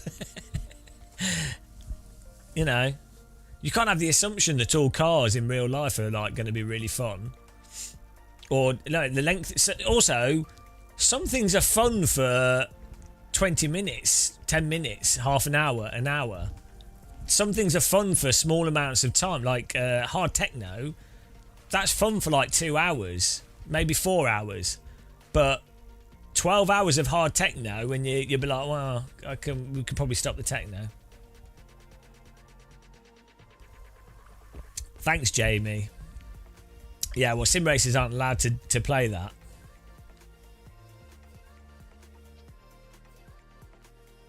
Do iRacing and babysitting like Malone does. Well, Matt Malone uses the really. I taught him about his parenting technique. This is why I get on with Matt Malone, because I keep giving him really good parenting techniques.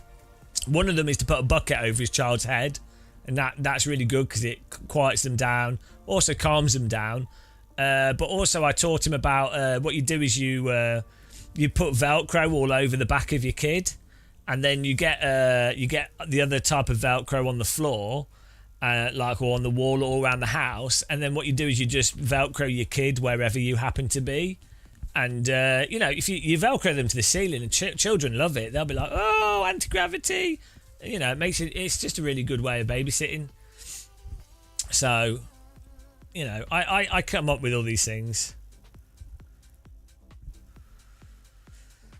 Mr. Percy, what do I think about the fact that setups have become such a big business? I think it's an indictment of the current state of the commercialization of sim racing, and I think it's terrible.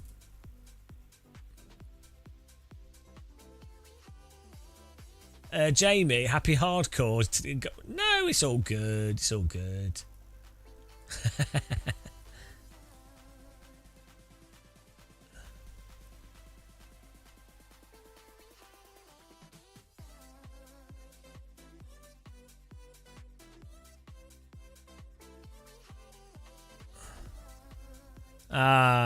Thanks, Shumi. That's believable. Yeah.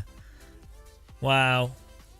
Yeah. Sorry to hear that completely true story. If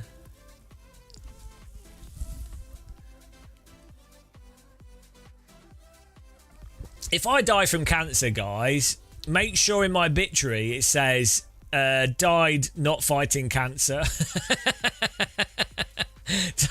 Died. Gave up, not bothering to fight. after not even, I didn't even turn up to the battle. Just put after retreating.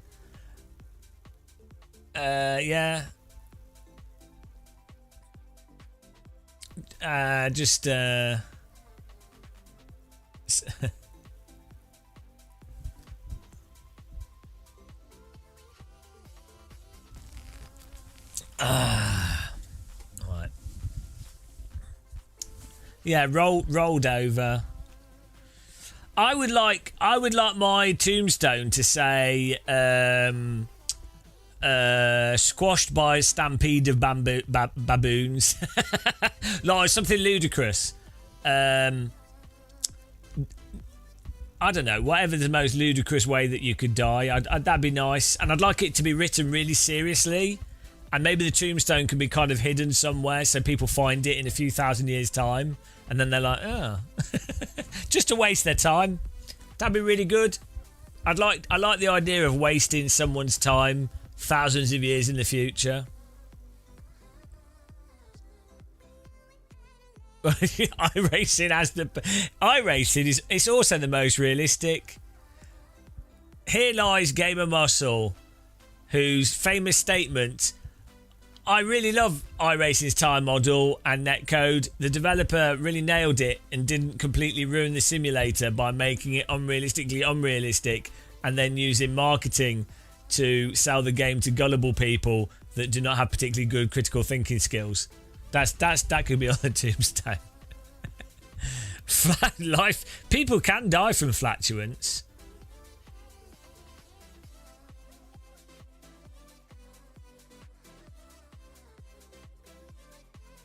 Basically, car alarms going off. That sounds like good music, Jamie. I don't know your issue. That sounds like perfect music.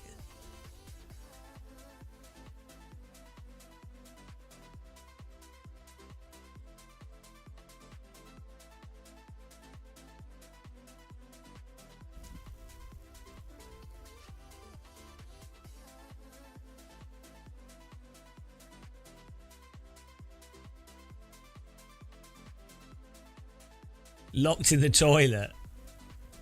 Locked in a portaloo.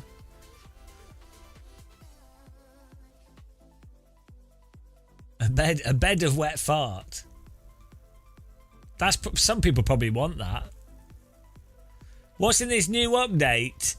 The new update is game changing. Everyone in chat can tell you how game changing it is.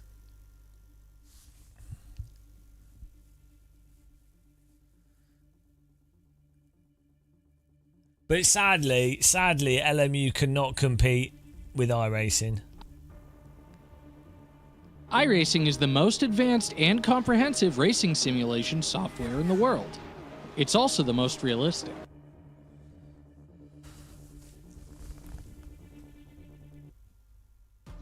The game has changed. It's a boat simulator now.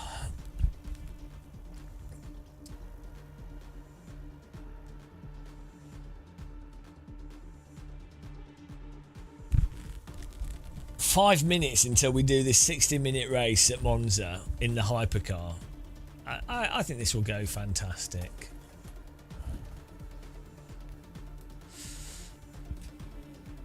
Bentley needs to bring back the boat. We're going for the Aston Martin here. We're Aston Martining it. Seems like quite a few other people are. It's the choice. There's a lot of Ferraris. The Aston Martin is the best looking car, so.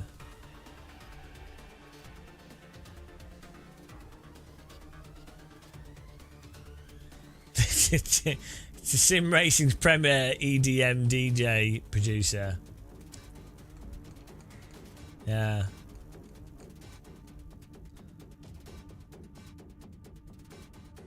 We make some of the best voice chat techno remixes. We'll be at Tomorrowland or whatever it's called next year. The stage burnt down. It was actually my fault. We were doing a rehearsal and our music was too hot and it burnt down the stage, which is a shame. But next year, imagine spending 2 years designing that stage and you 2 years and then it all burns down and you're like, oh. I think it might even be 3 years that they take to design it, which is insane. 3 years. What's this music? This is my new Saudi drift music. It's well good. This makes me want to drive a car on 2 wheels and replace the wheels.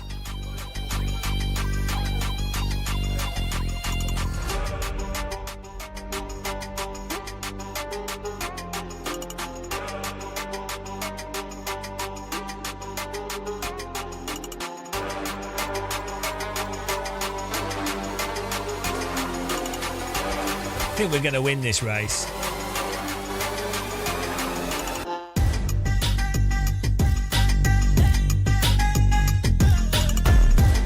What is this song?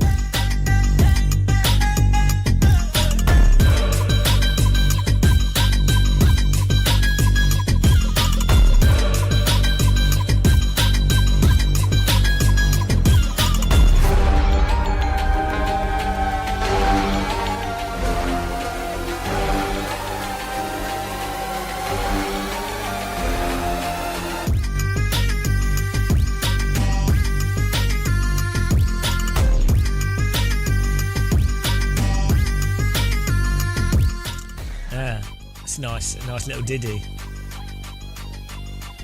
Alright. 2 minutes. 38 car grids.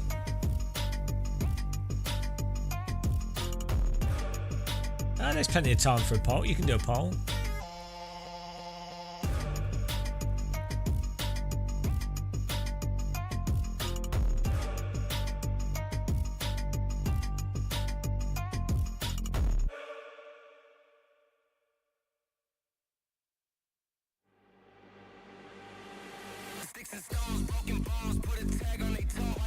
Ooh.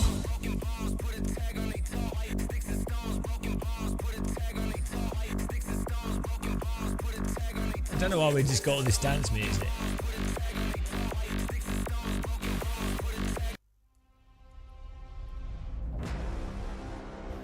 It's the build-up music.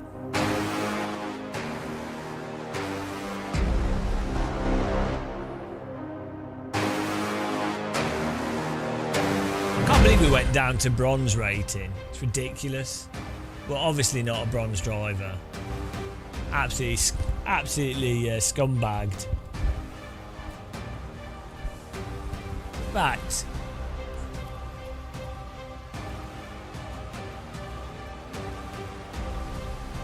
We look at our profile.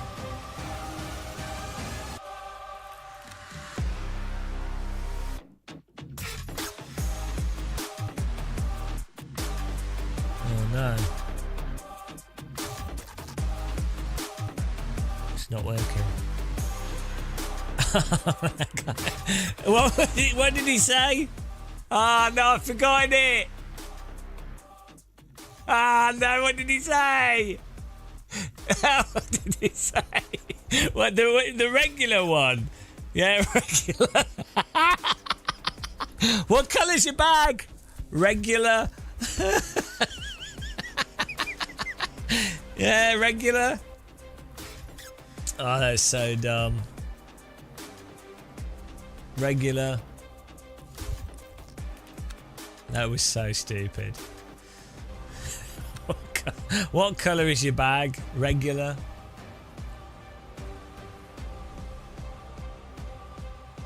Oh, there we go. Event is underway.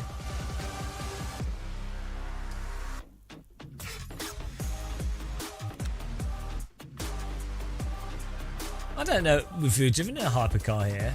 Oh, we did the fast layout.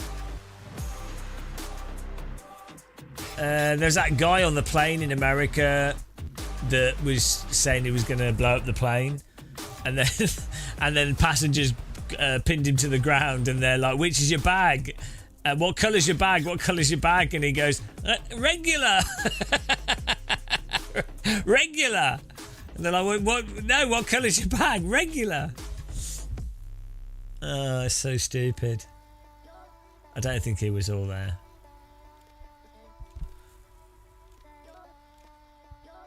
I mean, maybe you meant like what would be a regular colour for a bag, like a black bag? I would probably envision like a blue bag. If someone said regular bag colour, I would probably think like blue, black or blue, yeah. Regular. Yeah, I probably think like navy blue actually would be my default bag colour. Well, grey's not even black or navy blue, is it? So that's not even regular. So it doesn't even make any sense. Oh dear. We're going to Coach Dave Academy here. This better be a race winning setup. Coach Dave. Dave the coach.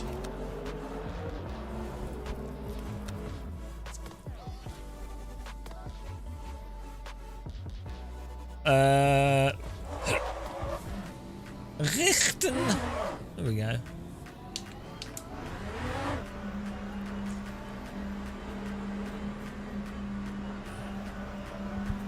Look at this. You're beautiful. I don't know why that was stuck in my head.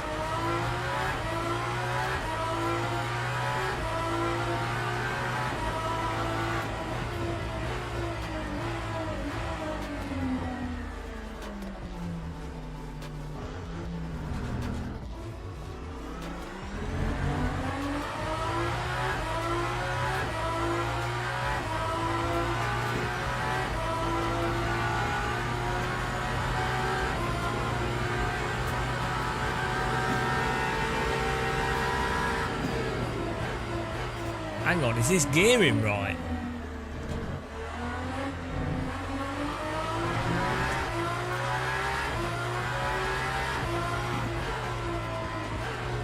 Don't think you can't even change the gearing on this, can you?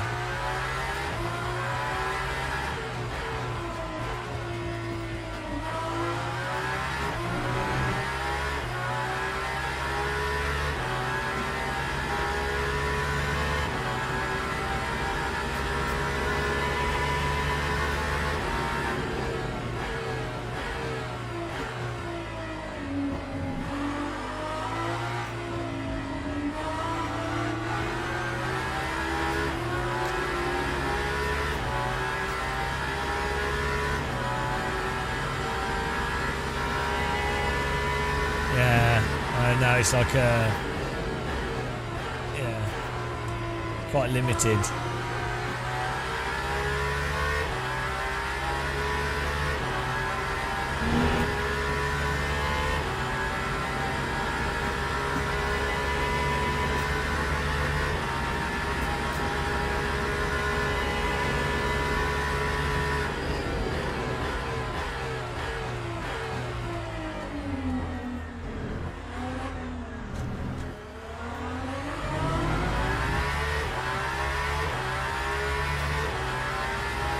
Yeah, but I'm practicing.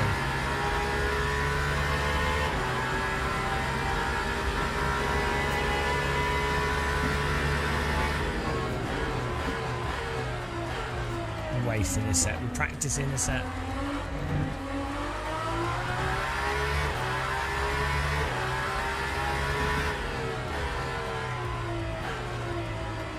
Okay.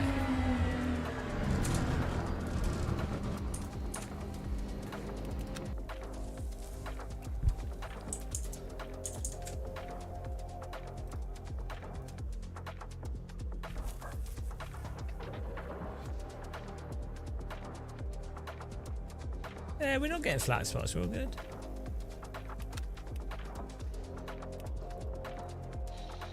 Yeah.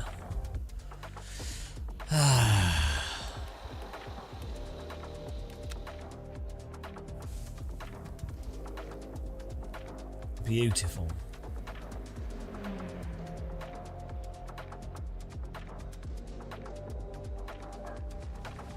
It's not really optimized for GPU, no, not on the grand scheme of things.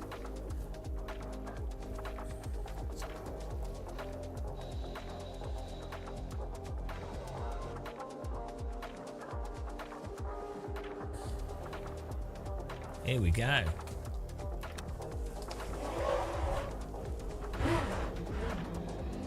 Let's quali this sandwich. What's the Dust 2 of sim racing? It's bloody Spa, isn't it? Oh, oh, oh, oh, oh.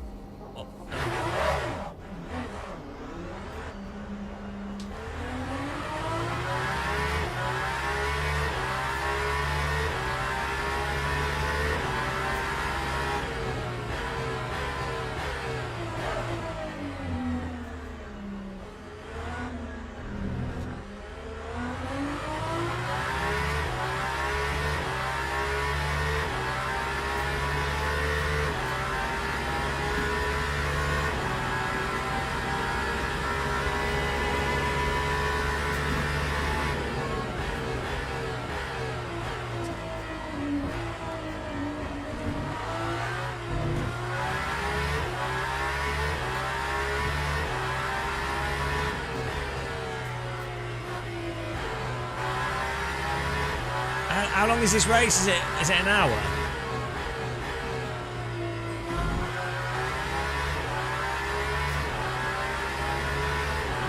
We just do some quali laps and then save our wheels.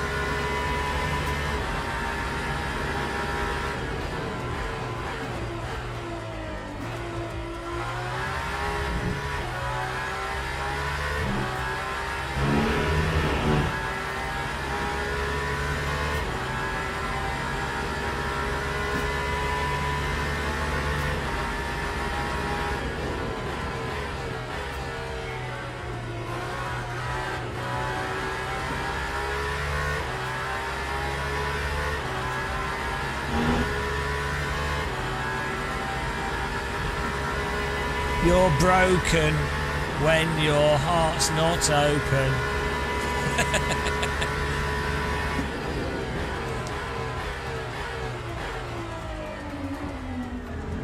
You're broken when your name's not Mitchy Hoyer.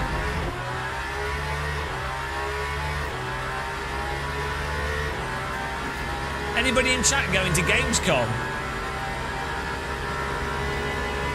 Gamescom. We'll be going.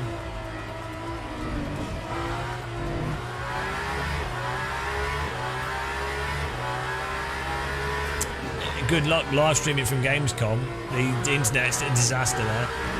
And maybe on the media day, on Wednesday we might be able to.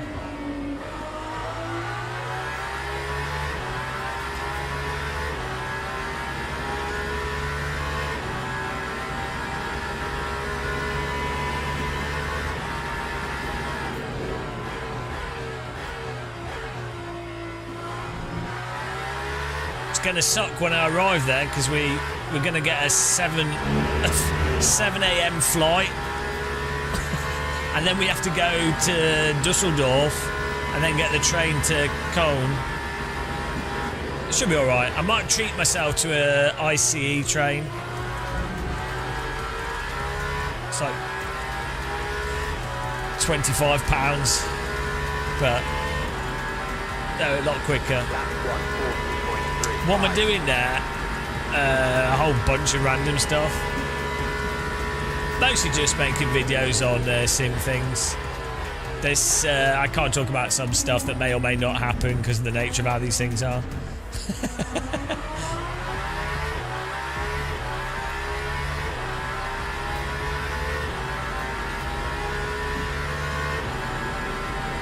But yeah, mostly just been doing videos and chatting with people.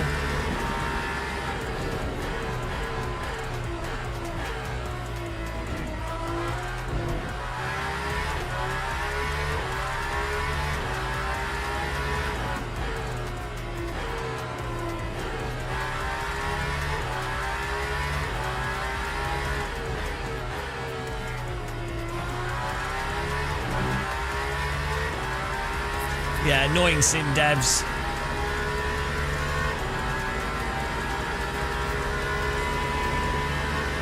Yeah, unfortunately, it's quite a distance, and flying across the channel is a bit of a chore.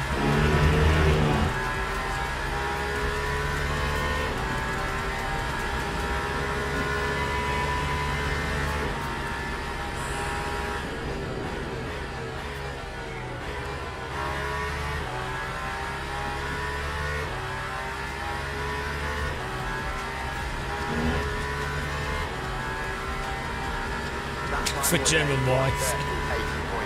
I mean, I wouldn't want a German wife in that region of Germany. I wouldn't want to get trapped there. That'd be a disaster. Oh, that'd do for quali. I'm slow, so this is gonna be more a case of just surviving the race. How do you set the brake pressure so we lock up less, just to give ourselves a bit of extra margin?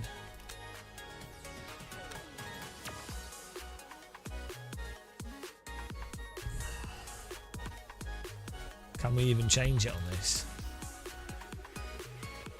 Oh, here we go. Max pedal pressure. Put on like 90. Not that that will help, but oh well. Fuel.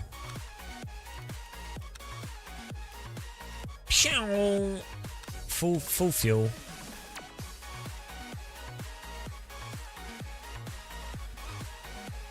You have a pack of Yorkshire that you don't like. The Lidl's in Dusseldorf. There's a Lidl's next to there's a Lidl's next to the Hauptbahnhof in Dusseldorf, so I'll pick my tea up from there. Last time I was in Dusseldorf, I went on an adventure. Now I know that Lidl's in Germany, Holland, and France has tea. We're good. It's good. There's also a Lidl's near where Overtake's offices are. I think it might be an Audi. I think there's a Lidl's there around the corner.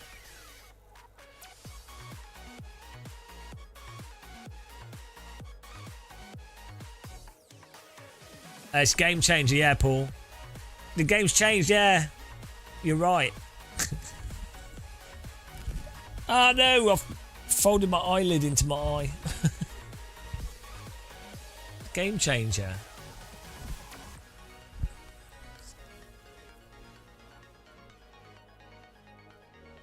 Lidl's in Germany are normally a bit of a mess, actually. They're not the they're normally nice. UK Lidl's are nicer than German ones, often.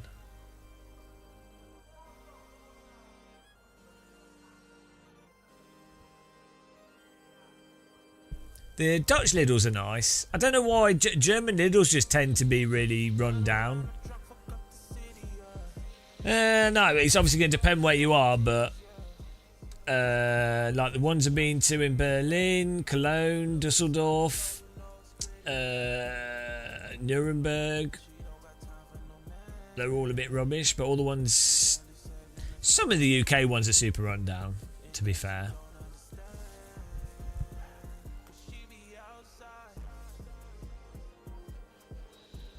Yeah, in Germany, all the central stations are where all the drug addicts tend to hang about. It's not really the case in the UK. Where we have streets in cities where people hang out, but it's not normally by the train station. I mean, you do get obviously some people, but it's not like the spot, you know.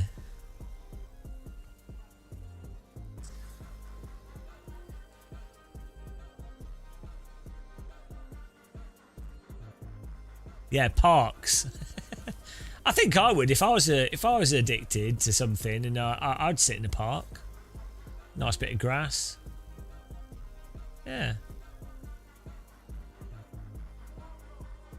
Wouldn't want to sit next to a train station. Maybe they're footfall. They're thinking of getting change and things, though. I don't know. It's all very depressing.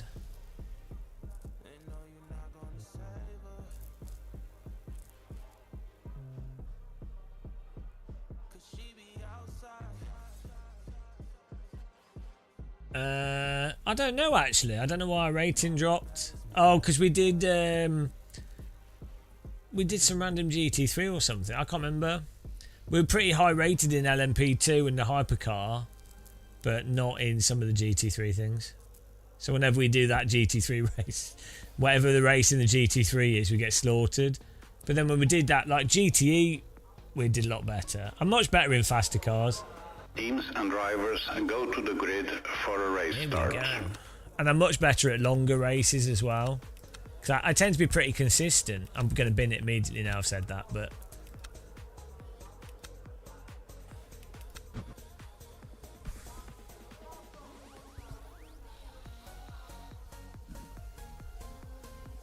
There we go.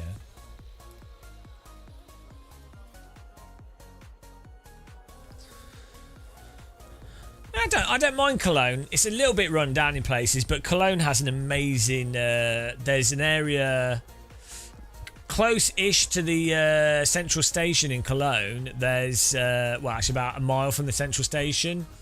There's an amazing street full of Turkish restaurants, like kebab places. And the Cologne train station is a bit dodgy. It's not as bad as Dusseldorf's train station, but the next to the Cologne, next to the cathedral, there's really nice. There's like steps you can sit on overlooking the train station. Formation lap has started. It's quite pleasant, and then all along the river is really nice.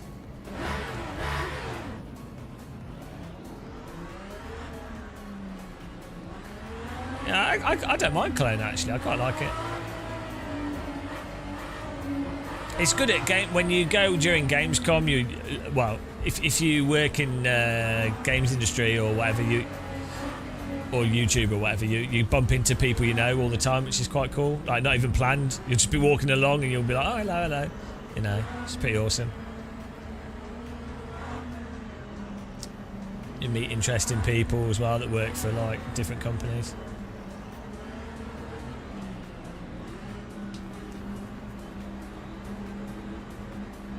Here we go, get ready.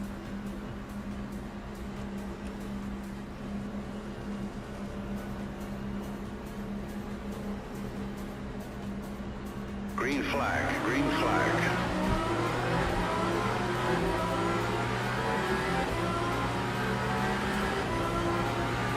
Okay, let's go.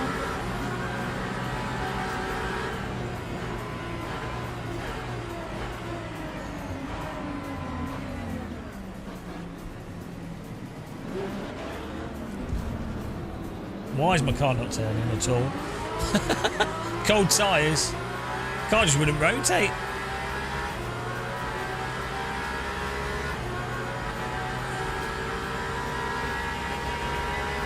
Yeah, I almost drove straight into someone there.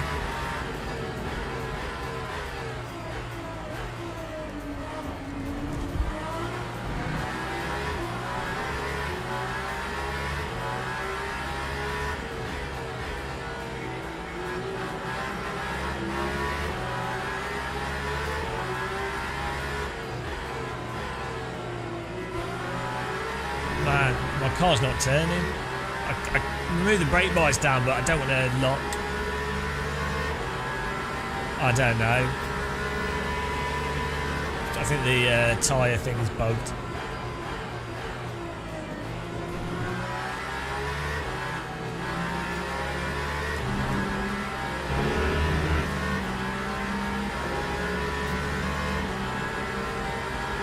I already have, but yeah, if you move brake bites back and it snags, you're then flat spotted. Okay. That was weird. Yeah, the tyres are cold as well, so... No, this car's the only car that's pure petrol. No, it's got no battery or anything. It might have a battery for the starter. Actually, no, I think it's entirely petrol. Bloody hell.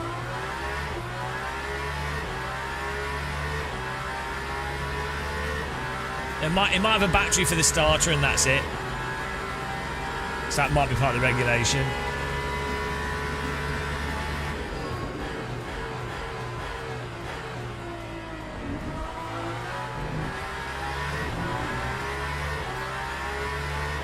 Well, I only held that because it's a Simcade title.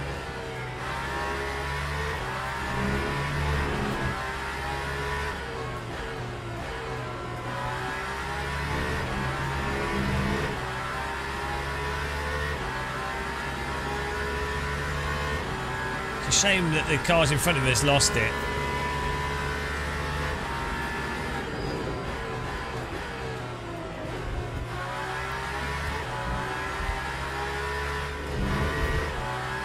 We could really do with following the car from the draft.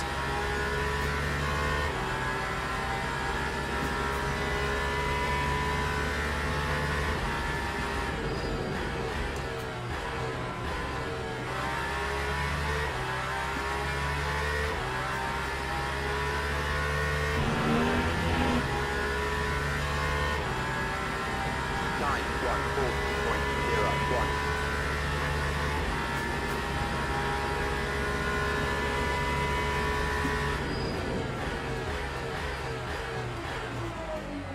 What are they doing?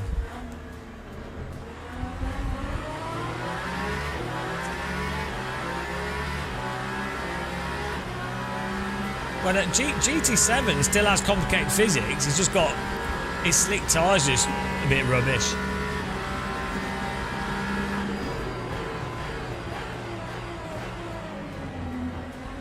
All of the games have pretty complicated physics. I don't think LMU's particularly similar to GT7 though. For a start, the tyres are... The slick tyres are much more controllable in slip than GT7.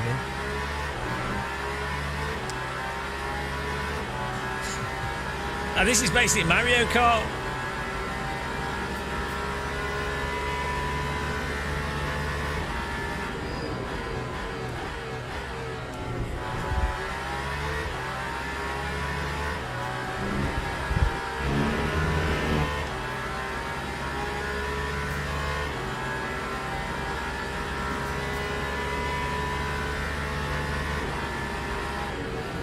Yeah, this game is a pure Simcade title. Like, as I say, you can counter-steer... You can counter-steer, oversteer, so, you know... Lap 139.22. Game-changing BRT. Game-changing.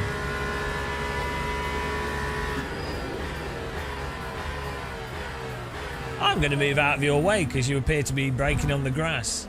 And I don't believe you're going to make the corner.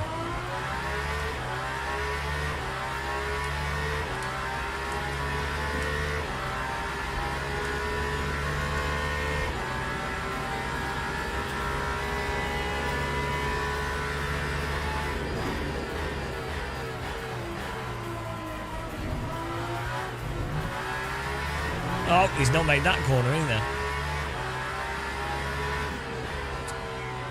Oh, well, real life Simcade as well. That's the problem. See, that's where you're going wrong, Ben.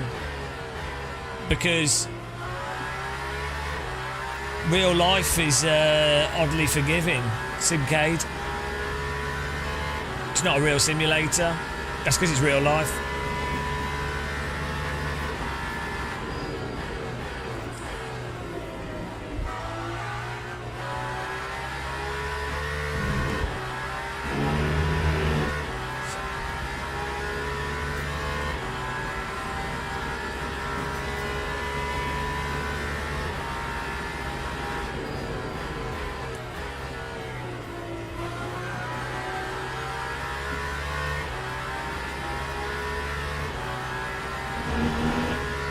Real life's too expensive.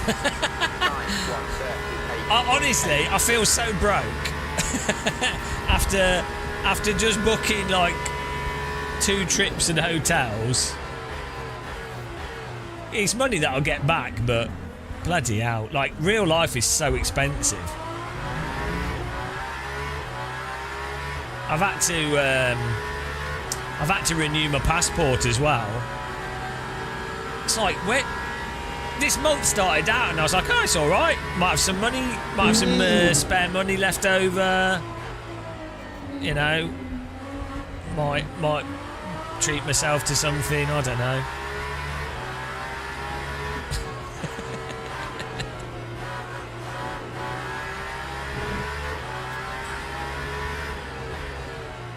Like, treat myself to something I don't need. Yeah, as I saying, the prices in Cologne, the hotel prices are insane. Yeah, stay in, John, if you're going to stay, if you want to get to Gamescom, go to Dusseldorf.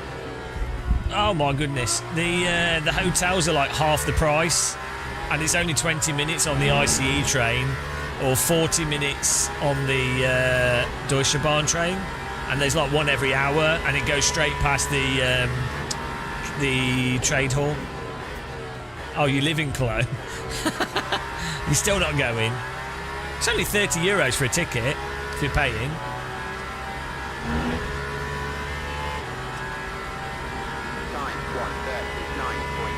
Yeah, it's like £300 for a plane ticket. Probably another £100 for intermediary transport. So you got £400 and then hotels like £300. So you spent like £600.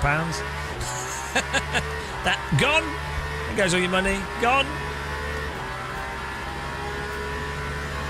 The 5090's looking cheap. I don't know how people afford to go to Gamescom for like when it's not their job.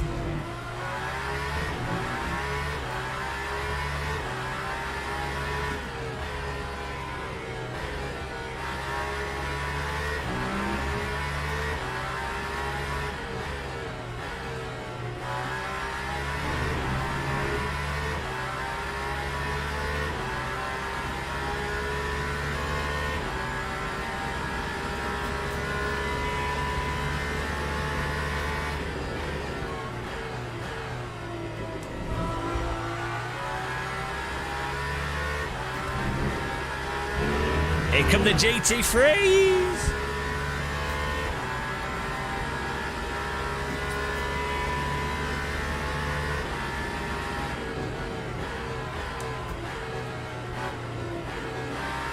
Yeah, the thing is, there's parts of Dusseldorf that are really nice. I really don't. In me, it's probably Airbnbs and because of all the trade show events and things that happen in Cologne, but the hotels, there were some hotels, the prices were £2,500 for 3 nights. which is insane.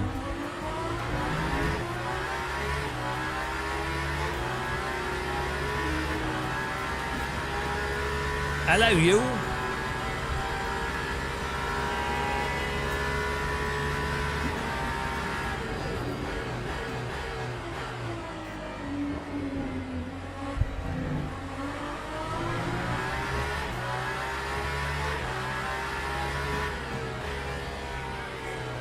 Where's he going?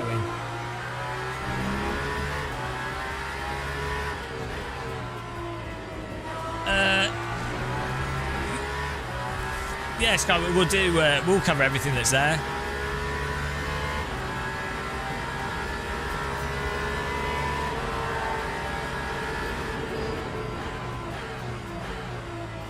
See, I don't mind the German. What are you doing? I don't mind the German trains because sure they're delayed, sure their platforms are random, but at least there's so many of them that you probably are going to get a train within the hour to wherever you're going. Right? That blue colour looks nice. Whereas the UK trains, if they cancel a train, you're absolutely screwed. Because there won't. That might be that train and the next train. That could be like 3 hours.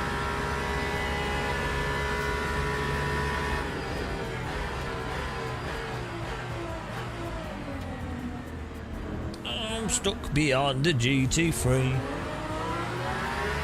It's been game changed, yeah. Thank you. That was really nice of him. He moved over for us. Thank you. Thanks. Thank you very much. Much thanks, many thanks, thanking you.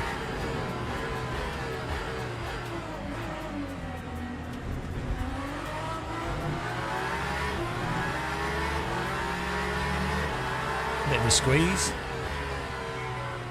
Lol. I got through and they blocked me on the guy's trapped. Unlucky. He's still trapped. He's still trapped. 2 seconds. Unlucky. Absolutely imprisoned.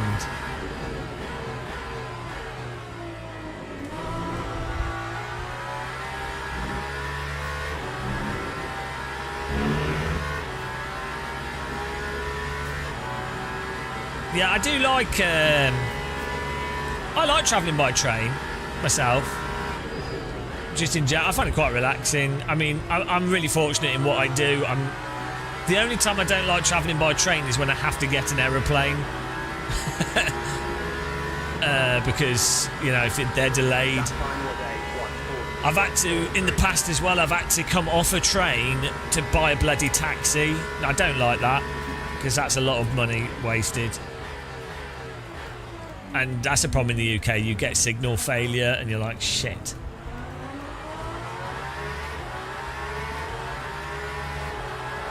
I still don't understand the London Underground as well in terms of the first train, because they never are when they say they are. And if you're going, so Piccadilly line goes from London to London Heathrow, and the tube is a better way to get to Heathrow. It's even faster than a taxi a lot of the time when you factor in getting into the into the airport and everything. Yeah, getting from Zone 2 to Heathrow is £55, £60. And then often I had to get a taxi. Last time I went to Heathrow Airport, I had to get a taxi there because the tube didn't... I got a plane at like... it was like 6 in the morning or something, 7 in the morning. Why are we not stopping? What's going on here?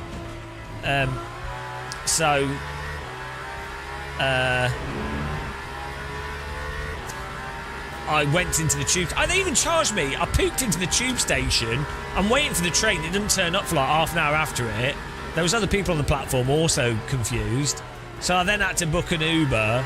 But then the Uber driver couldn't find me. Or they couldn't work out the one way. They got stuck. They're like, oh, I don't know where to go. It's like, no. Got a plane to catch. Underground to Heathrow to some... No, it's not too bad. So you go to You're just down the Piccadilly line. That's like 40 minutes. From Heathrow to St Pancras. Just Piccadilly line goes through St Pancras, I think. That's fine. You don't have to get off it, so it's pretty quick then. Or do you have to change and get on the district line? It's not long when you consider that you've gone across the entirety of London. You've gone from like outside of zone 5 effectively to the other side of zone 1. It's quite a distance. And once you're on it, you're on it. Yeah. So it's like 35. Yeah, it's about 45 minutes from London Victoria to St Pancras, but you have to swap. You have to swap from the district line to the Piccadilly line.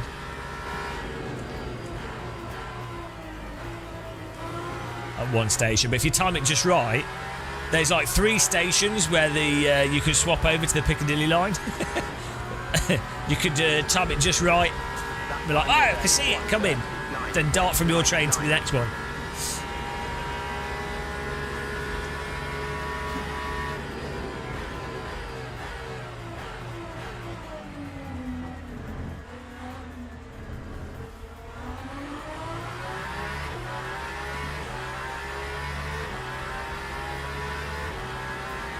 Yeah, I'm often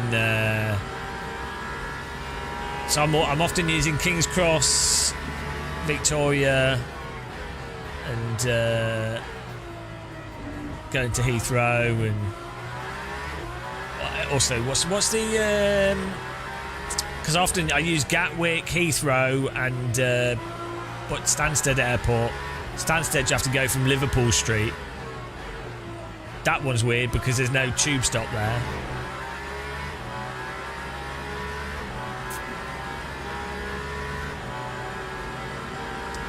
Oh no! Where did you get you went to Victoria Coach Station? I've got a bus before from Victoria Coach Station to Newcastle. It was like 7 hours. It was the worst journey ever. Toilet was blocked. I had like mild flu. It was so bad. It was horrible. It was the worst trip ever. Flu, not the worst of flus, but I felt really sick. On a bus going like this all the time for 7 hours, cramped, with that smell of blocked toilet. Oh my god. £3 megabus. Jesus Christ. So bad. You only do that once. So bad. Buses could actually not be terrible. Be alright. There's a night bus that goes from London Victoria to Amsterdam, and there's also one that goes one that goes to Maastricht. And it's like 12 hours. It sets off at like 6 p.m. and gets at 6 a.m. It's crazy.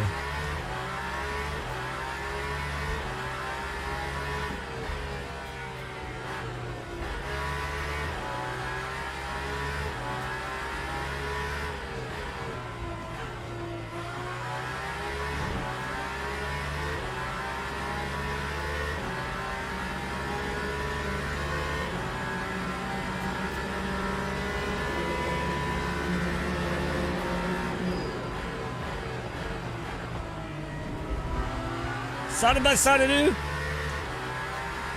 Nice try. What a battle!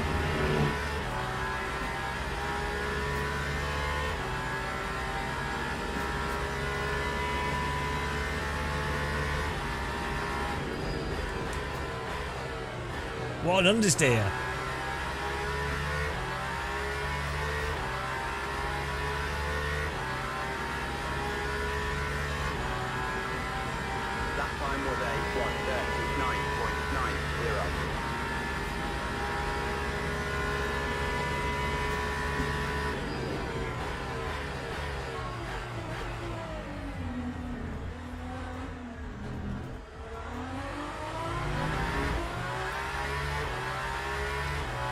Hello, Alex. That's not people flashing, that's just these cars have really bad electronics. So the lights tend to flash due to the electronics being faulty.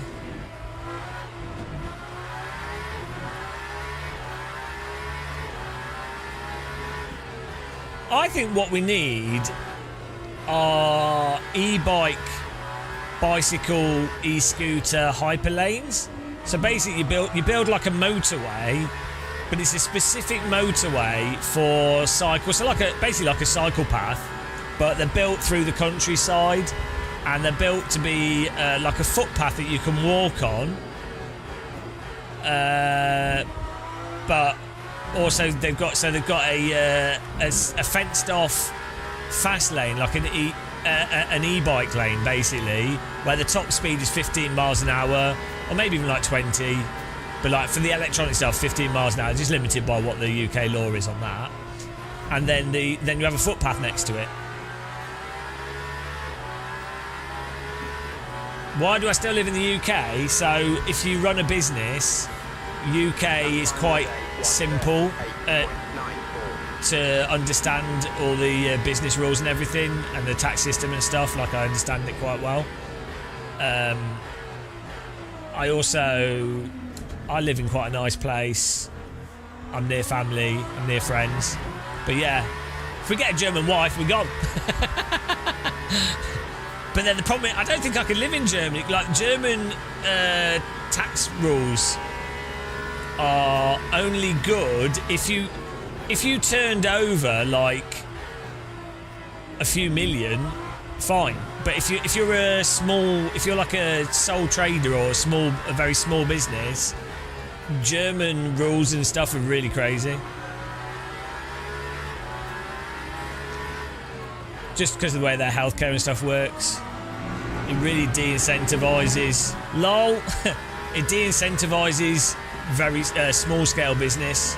It's a lot riskier in Germany in many ways. From what I understand, from what people told me. I'm not an expert on it. I'm just going by what I've had. Oh, wheel! I've had a conversation with quite a few YouTubers and stuff. Yeah, that's pretty bad, isn't it? It's actually me, though. The YouTube channel's a front for my e-bike theft business.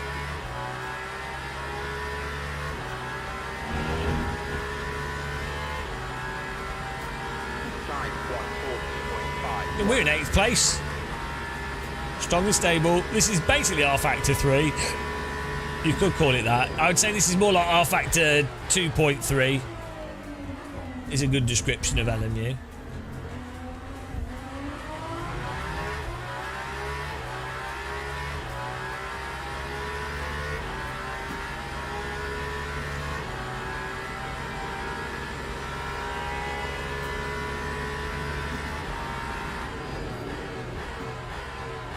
Yeah, but BRT, you could have stuff tattooed on my forehead and people will still ask.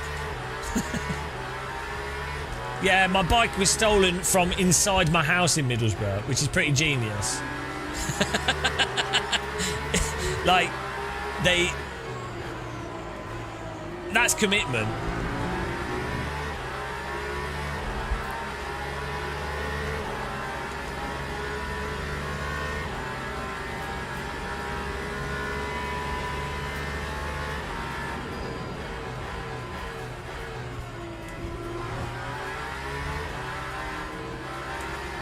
Absolutely jammed, mate. Don't drive into me. I know you will do. So I'm going to give you space. There you go. I knew you would.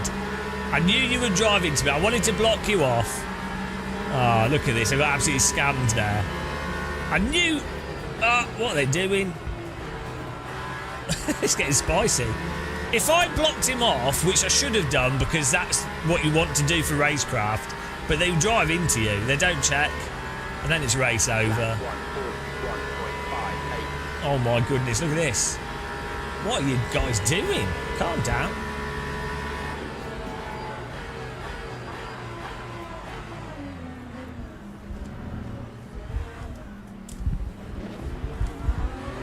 Lol.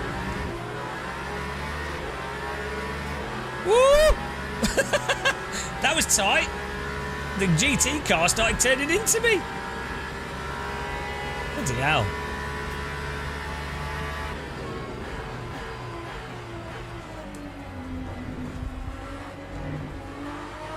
Got sandwiched.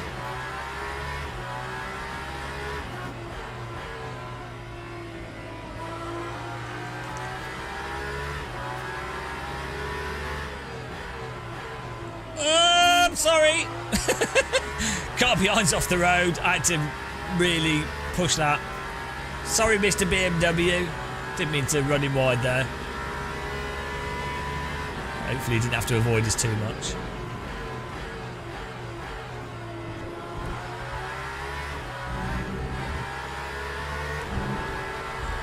Bloody hell. I mean, fair play, he's on his line, doesn't have to do anything. It's totally fine.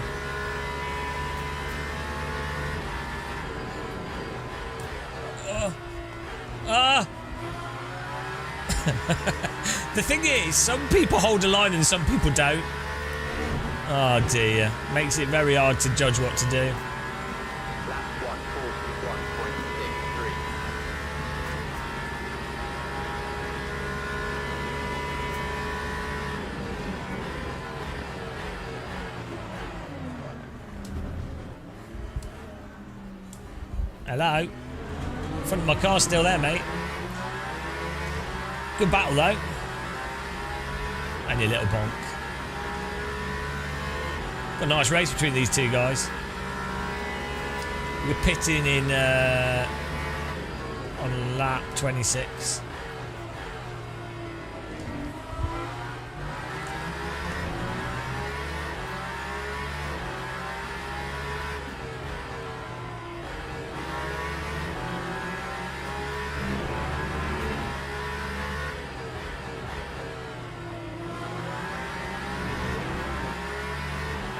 Reflections look nice off the cars. These cars are in good shape for nice reflections. Don't drive into it. There we go. He just broke to let us through though, because he knew he was going to get blocked. Good blocked.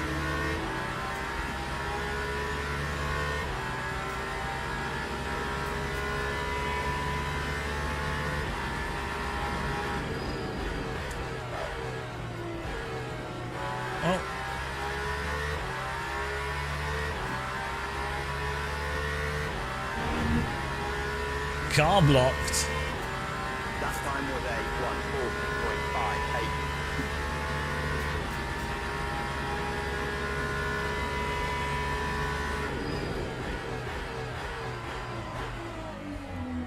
140.58. Well, he should have a pretty big slowdown for that.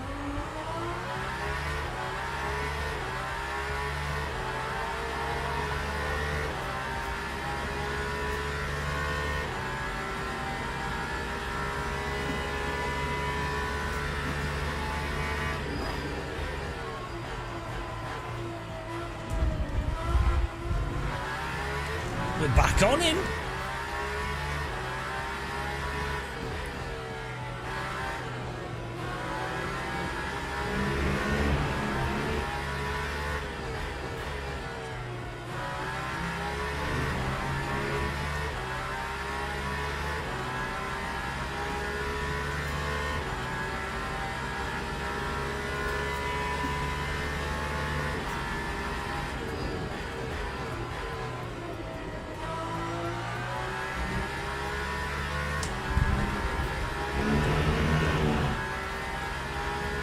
Car 7's in the... Oh, he's run out of fuel. He's probably running some elaborate fuel strategy.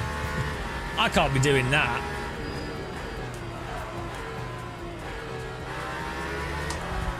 Bloody hell. Simcade. Simcade catch. That should have been a bin. Time 137.99. It's more fun if the car just spins off the track.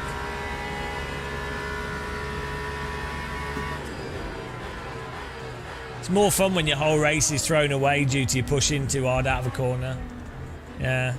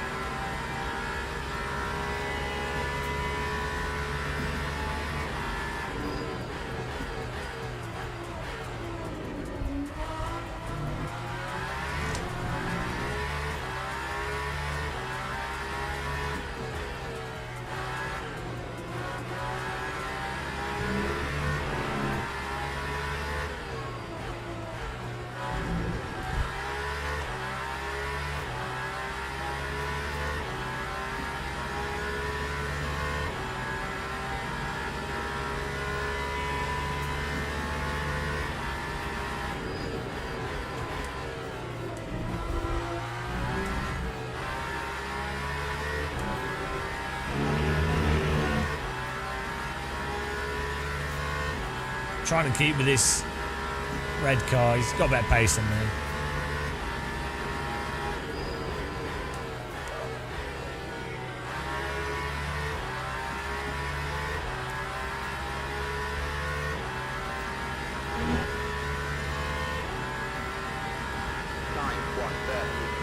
I haven't played the F1 game this year, no. I kind of just couldn't be bothered with them anymore. Supposedly it's not that bad, but I'm not a big fan of single player. The camera and stuff is a bit janky in it. It makes me motion sick. And the physics are normally, they're okay for what they are, but just not even nowhere close to being as good as like AMS1, AC and other stuff. So it's like, well, you know, I can see how people have fun with it if they're not really focused on how the cars drive, but if I'm playing a driving game, I need the car that's somewhat realistic. I need the cars to be responsive in a nice way.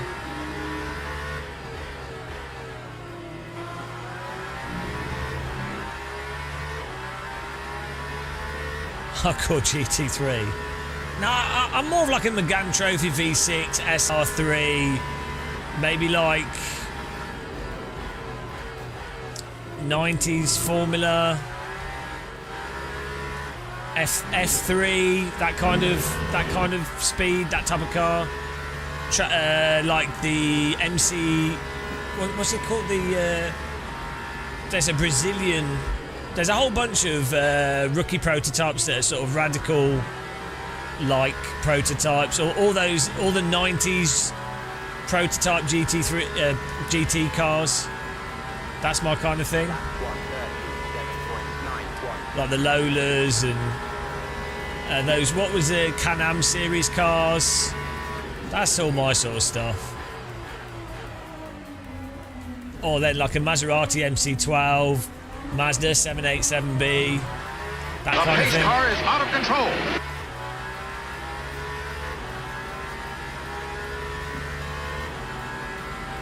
Well, this is why I'm quite hyped for Project Motor Racing.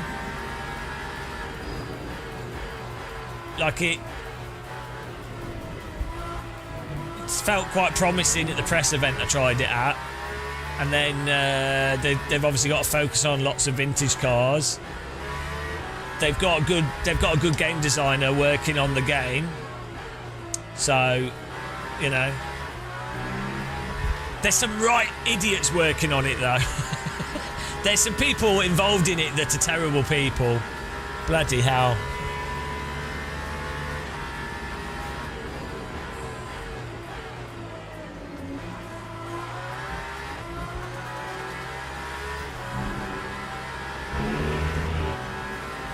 Anybody that hangs around in the Game of Muscle chat has to be a bad person, let's be honest. It does disturb me, actually.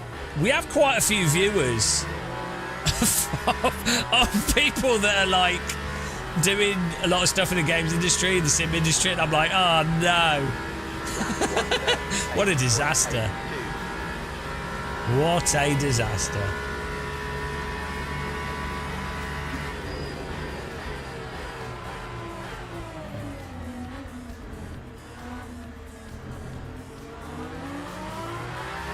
Exactly.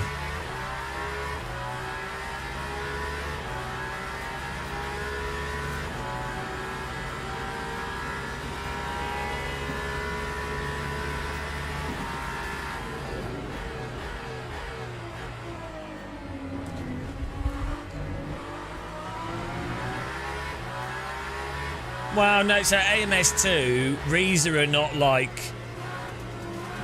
They don't have the resources to like fully redevelop the engine. They're more, Reza are more of like a total conversion mod team, if that makes sense. Like they do really good work. They have done a lot of work, but they're not. It's not. Reza have done far less to Automobilist 2 and the Madness engine, for example, than what Motorsport Games have done to R-Factor 2 in terms of like underlying engine stuff. It's not really.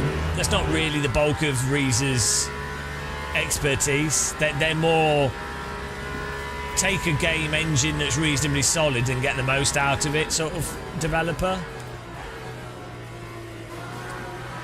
Not that they haven't done some things, but you know. So Lap 1:38.54. oh, here we go.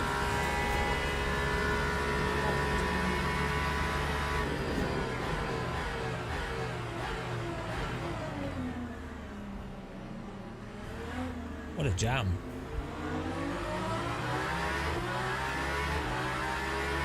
I know, it's a game changer, BRT. Every update is a game changer. You need to pay attention. It's all a game changer. It is literally a game changer by definition.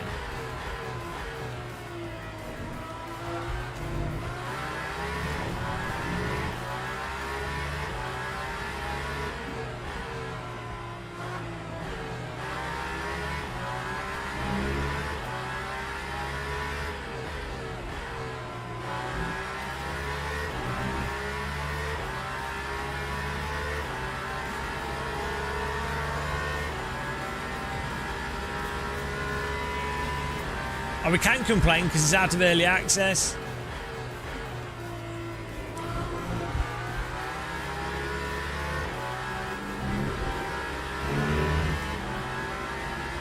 Yeah, that's really good, 86 Mad Hatter. That I think that should be, for smaller games, that should be a big thing.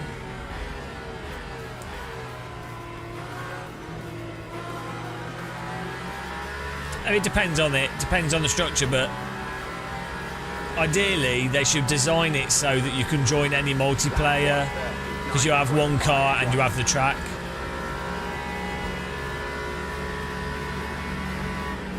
Okay, fair play. Fair play. He's not making the corner though.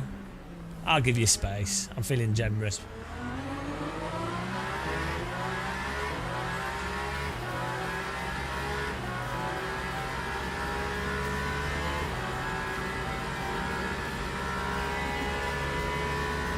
We're pitting in 2 laps anyway, so there's no point doing a mega aggressive overtake.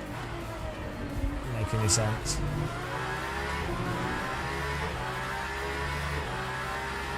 For some reason, the word Qatar makes me think of guitar. The track should be the shape of a guitar.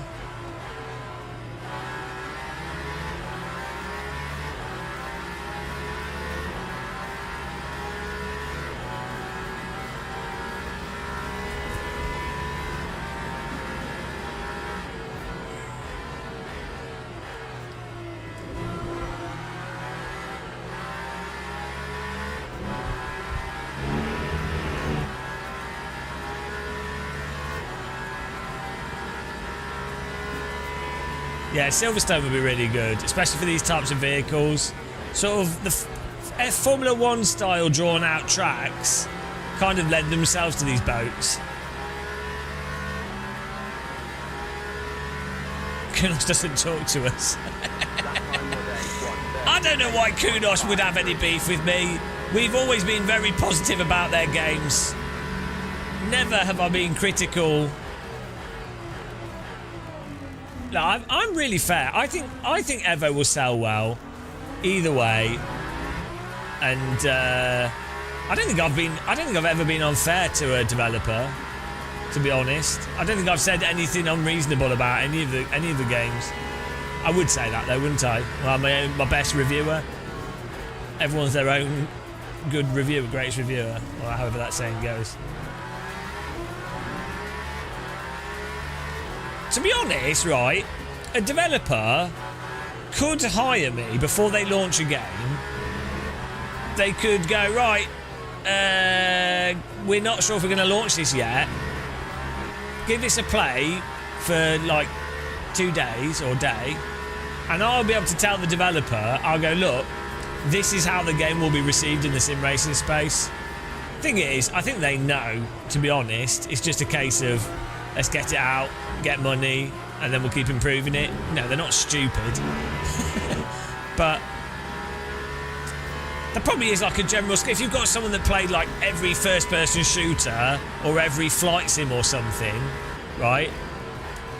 There probably is a reasonable value to have that person come in and say, look, this is how it's going to be perceived. But yeah, I don't think the companies would care. Just get a game out, make money. Oh, we're going to pit next lap. Pit excitement, guys. What a pity. You have to think of it as well. With like Evo, Kunos have not lost, right? Everyone's still hyped that it could be good.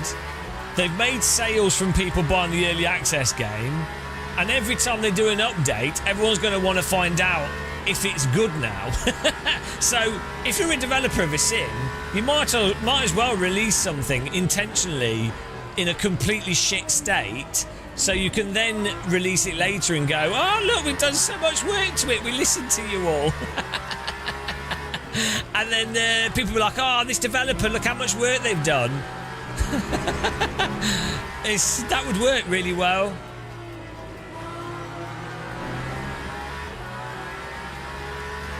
This is an hour-long race. 17 minutes left. Yeah, 5 head.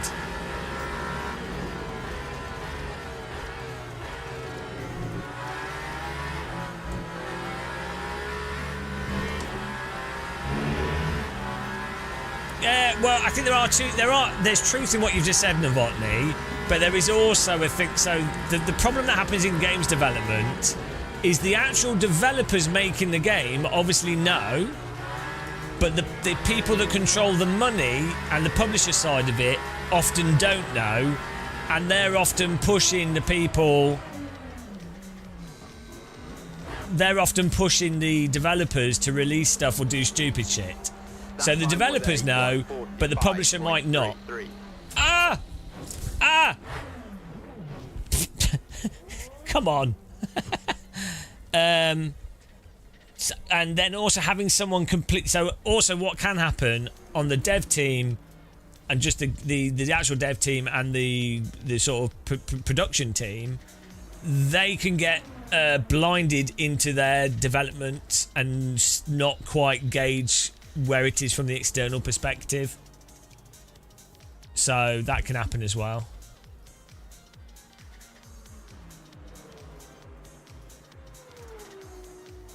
Oh, I forgot to... I put full tank in. I forgot to set the fuel. I thought it'd auto done it. Oh, well. Well, that went well. I thought I'd turned the fuel down, but I didn't. Oh, well. Let's have 100% fuel. We only needed like 20. I was wondering why the other guy just disappeared.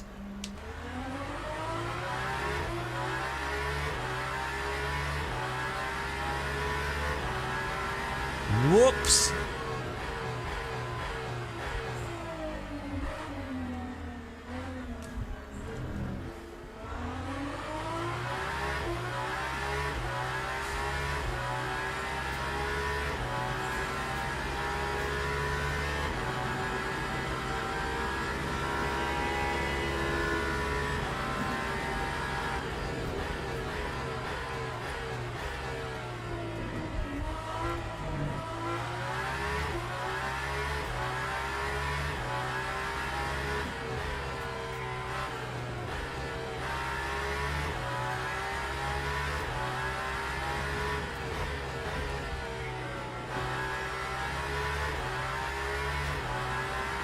I don't know. I think it's a UI bug.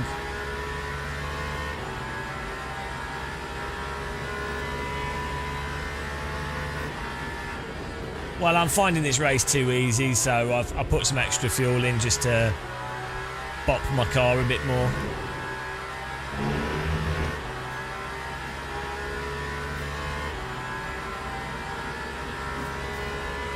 I've never had a job.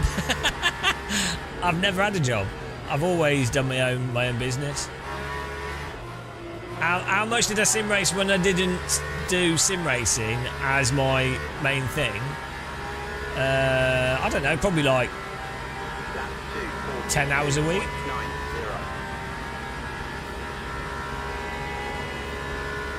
Still quite a bit. I used to play a lot of Live for Speed. A lot of R Factor 1. I can't see the track.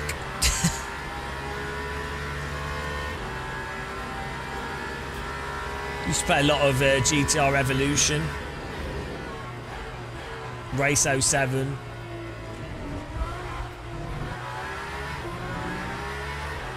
Fair bit of Richard Burns Rally as well.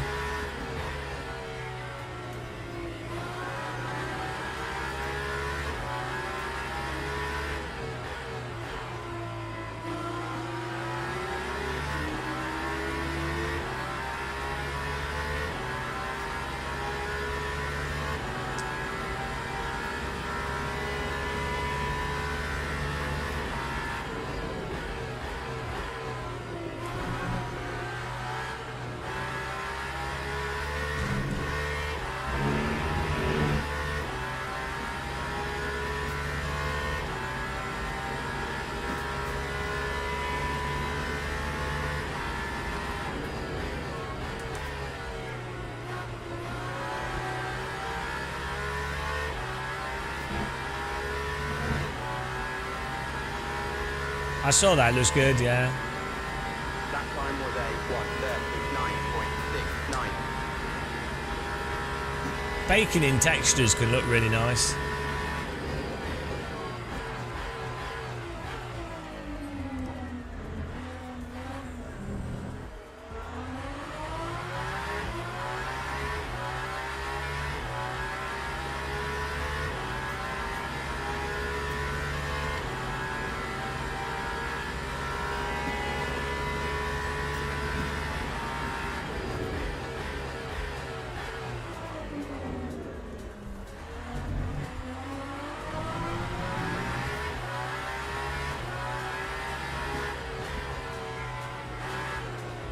Six children.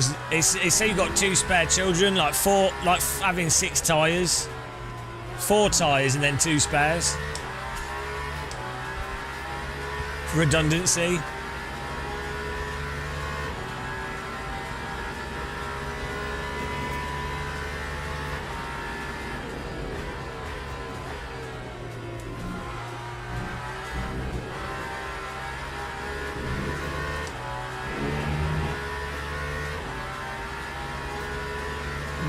Wesley's living in the 1800s.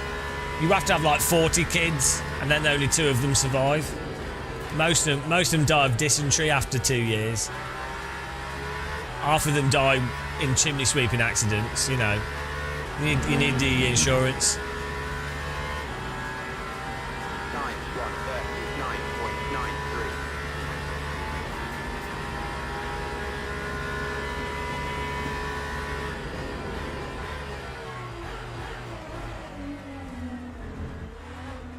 10 minutes of Monza madness to go.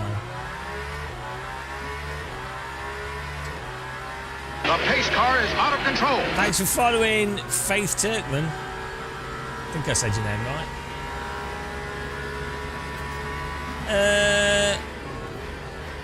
Did they change the Aston that much? I think it was more bopping. The Mercs, the force feedback just seems a little bit better, but it's still not. It's just the same as everything in this game. It's not exactly the best force feedback, so it's passable.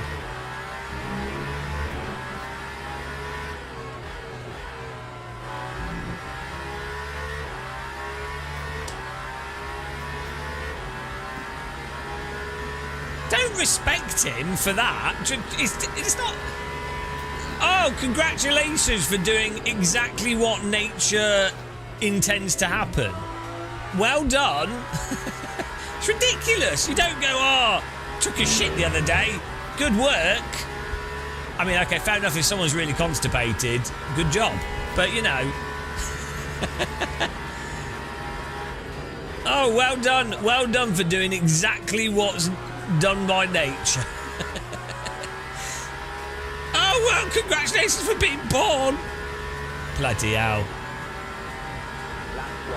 If anything, it should be like told off for being a burden on the planet's resources. D.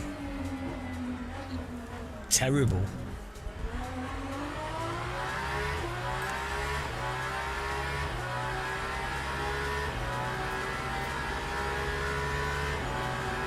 Two naturally, 3 were extraterrestrials.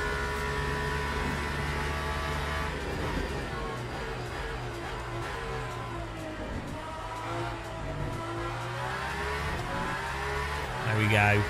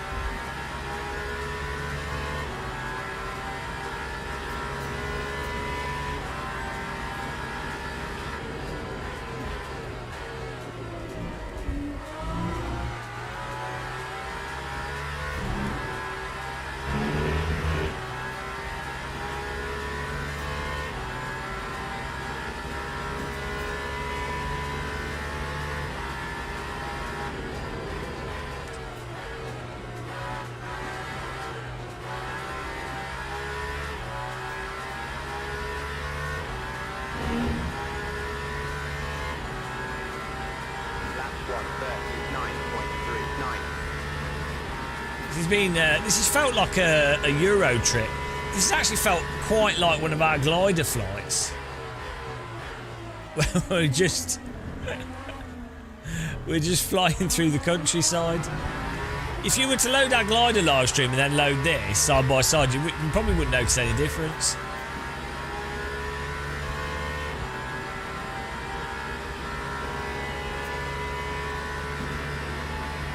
Both are in Italy.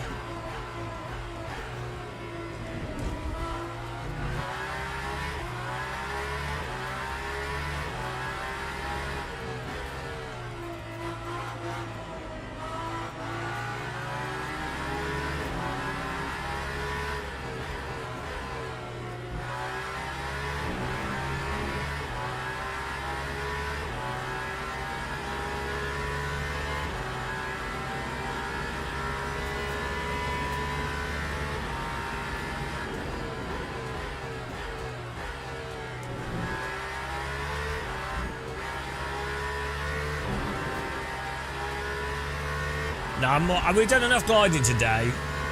5 hours of gliding a day is enough. It was good fun though. I can't believe we managed to get over that hillside.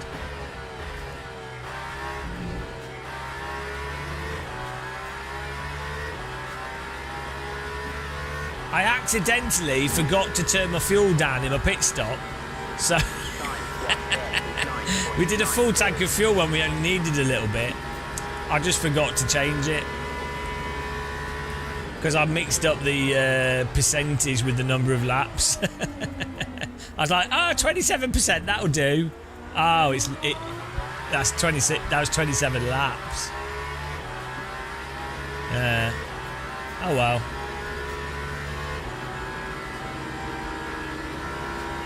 Woo! Thread the needle.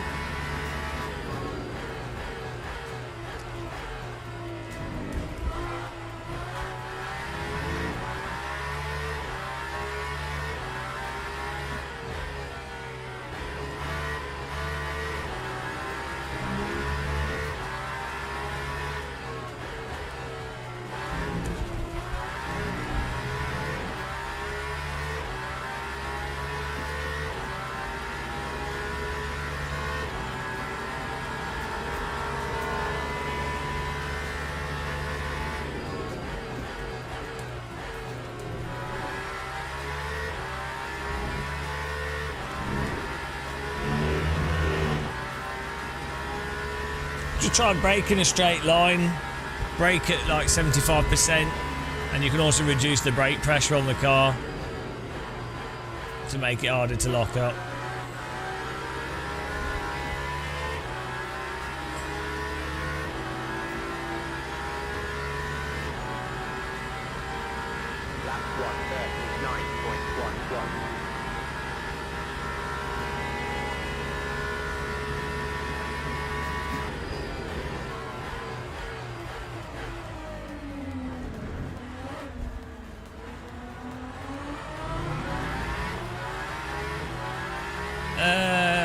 It will a little bit, but not a huge amount.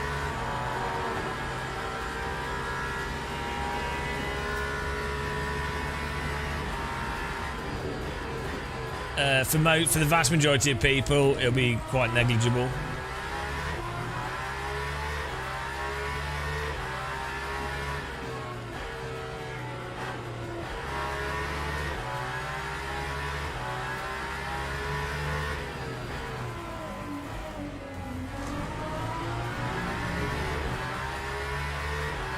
Why is he flashing his lights at me?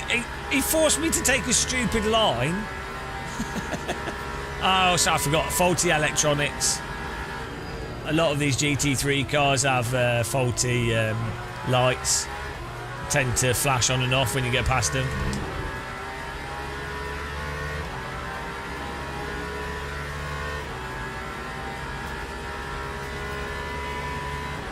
Yeah, we should really tell...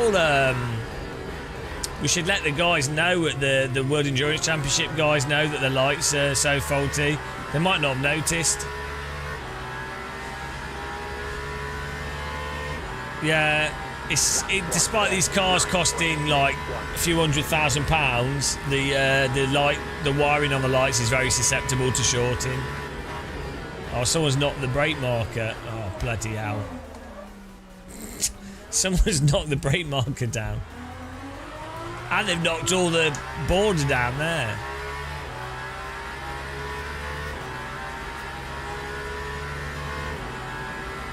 Well, I think it's because the electronics aren't waterproof, so that causes a lot of problems.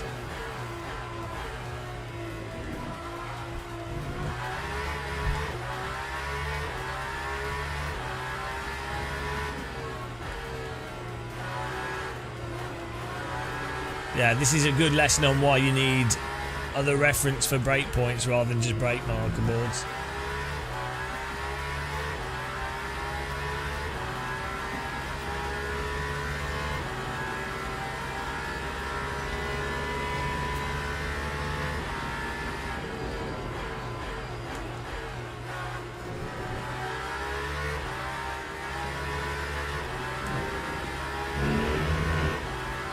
One minute to go. What a drive.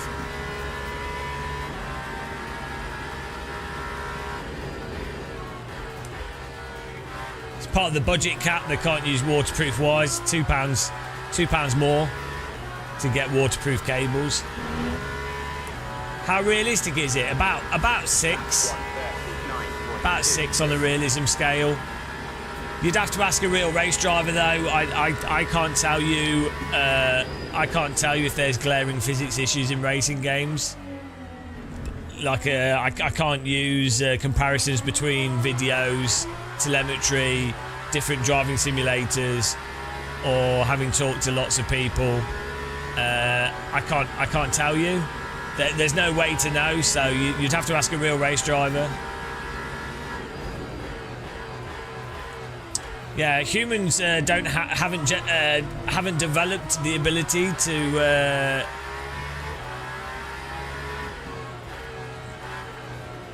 be able to apply creativity to things to understand them. So yeah, you need to ask a real race driver. Only they could notice ginormous physics aspects of racing games.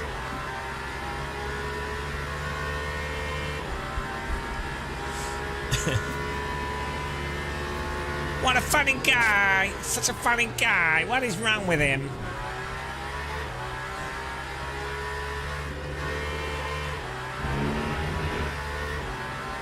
Well, I mean, at the end of the day, there's only one fact. iRacing is the most advanced and comprehensive racing simulation software in the world. It's also the most realistic. So...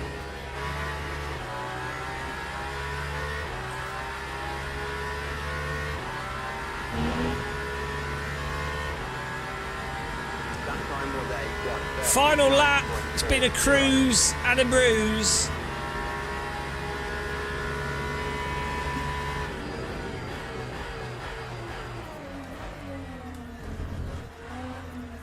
Lol, Carbion's got a Stargate.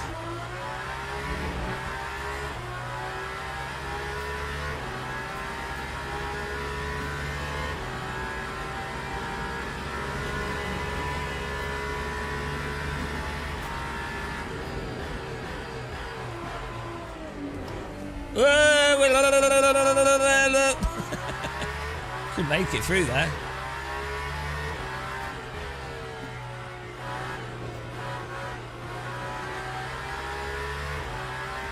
Yeah.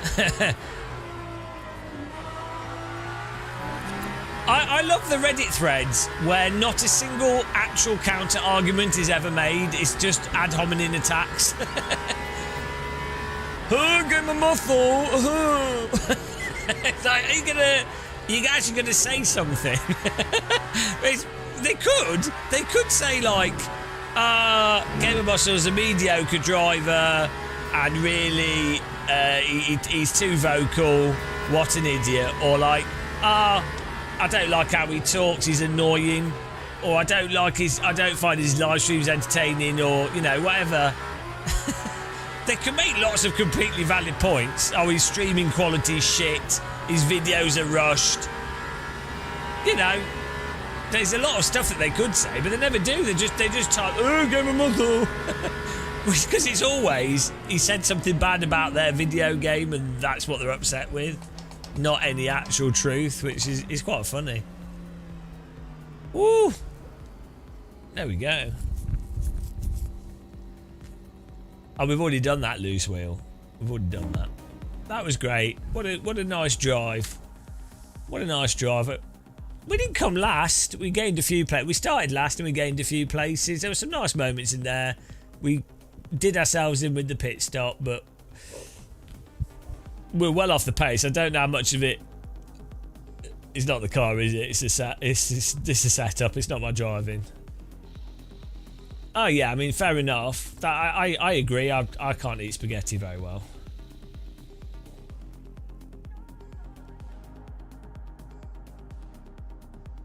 Yeah, if I set the pit stop, that would have gone quite good. That was all right. It's quite a nice little cruise. Yeah, I don't know. We'll have a look at. Let's take a look at the E-peen under the microscope. E-peen examination commence. Oh, here we go. Here we go. Oh, the results seem to generate. Oh no! My E-peen's shriveled. It's like swimming in the ocean. Swimming in the channel, guys. My E-peen's gone. I thought we did all right. Oh well. Oh, we gained in this and oh no. Did we gain in? No, we gained in this one a load. We lost in this. You just have to finish in the top half, basically. I know, dirty bronze driver. It's a disaster.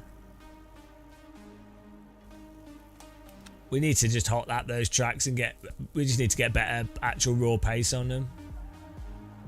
Yeah, they need to make the safety rating even harder to get because it's too easy. And I find it fun gaining safety rating. It's a fun game.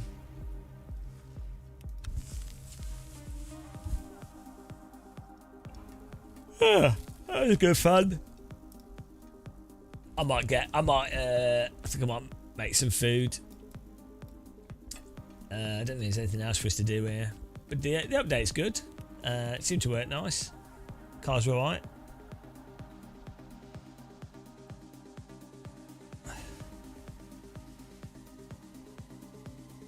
The difficulty with safety rating is what you need is a curve to it.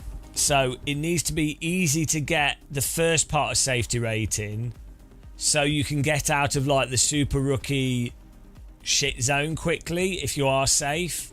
But then it needs to be hard to get to like really high safety rating. Do you know what I mean? So because there's drivers that are clean but they're stuck in the rookie races and everyone's literally driving into them. So you want to make it easy for those drivers to be able to get out of that and then demonstrate that they can actually stay out of it. So you need it in that first bit needs to be very easy to get I rating, but then immediately it needs to suddenly jump up in difficulty, and then it can be a smooth. Then it can be a curve that gets harder and harder and harder.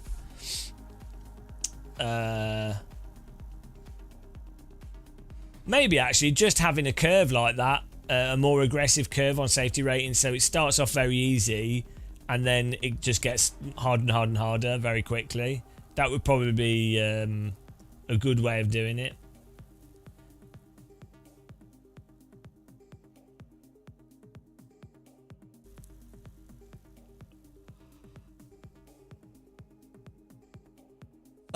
Paul T, yeah, I don't know. It could be a memory issue. I've had some weird issues. If you increase your Windows page files to 32 gigabytes or 36 gigabytes manually as maximum page files, I think that fixes some like weird crashing and bugs that LMU seems to have, unless they fixed that, but that was a solution.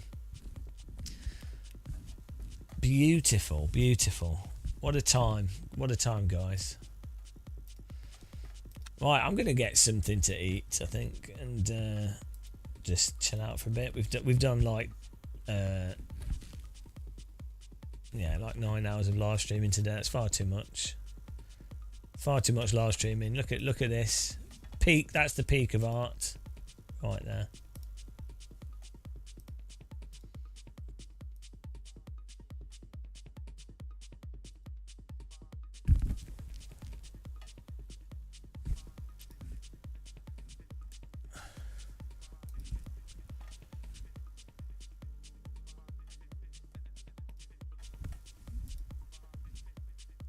It was nice of Mitchy Hoy Hoy to raid us. Appreciate that.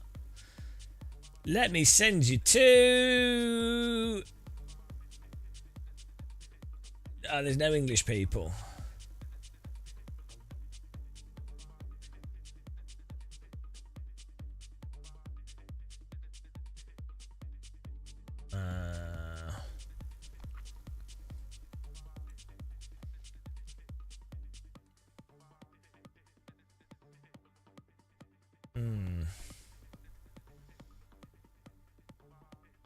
Oh yeah, it's a new week of iRacing as well. Actually, hang on. Let's just see what's. Let's see what tracks are running. We might have to catch up on some old iRacing. Not tonight, but let's just see what's going on.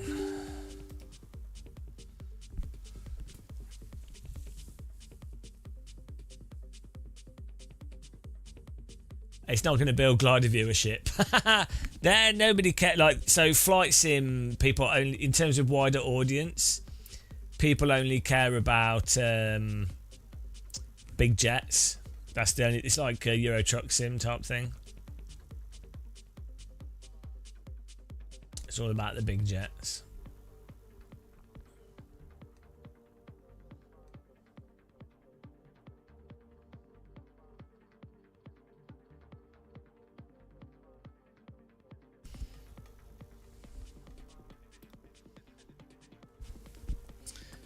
Yeah, I don't find big jets fun to fly. I don't fully get it because you're not really doing much.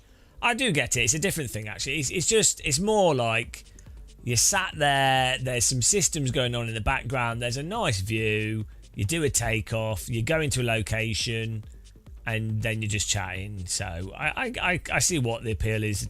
Nice. It looks nice and stuff, but it's not very active. It's a very passive sort of gaming, really. And I think a lot of it is based on reminiscing for people that were pilots or pilots, and they're just reminiscing. So they get nostalgia, and then a lot of it is people that happen to just like planes. So they're just looking at planes, but you know, they're not really. It's not really the gameplay. It's just like, oh, it's a way to look and talk about planes for people that like planes. So yeah, I think that's what it's really about. What's Ringmeister? Oh, GT3 on Ringmeister. That could be entertaining.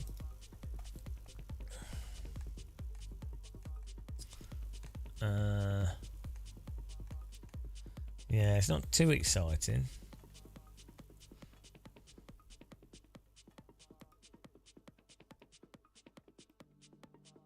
F4's at Laguna Seca. That could be fun. The old F4 Laguna Seca disaster races. Dear. Oh, F4 at Alton Park. Oh, no! No! No, we might have to do this. This is a disaster. Is it the full circuit? It was like stupid. Like, oh, it's the full circuit. Oh, guys. F4 Alton Park. The classic. Yeah, we might have to do some iRacing. We'd have to set a challenge, though. What can we do? Alton Park. Well, how much Formula rating are we on? Oh, we're on 3,800. No. Alton Park F4. No. Could be a disaster, guys. We have to set a challenge or something.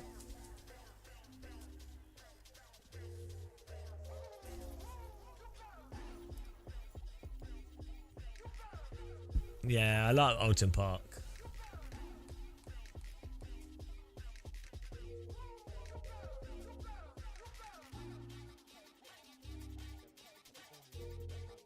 Right, guys. I will see you all soon. I'm going to have a break. Give this guy a follow if you haven't. Everyone give him a follow. Everyone give this guy a follow. He's an absolute legend. Thanks for watching. Have a good night. Bye. Bye. Give him a follow. Give him a follow. Give him a follow. Give him a follow. Give him a follow. Give him a follow.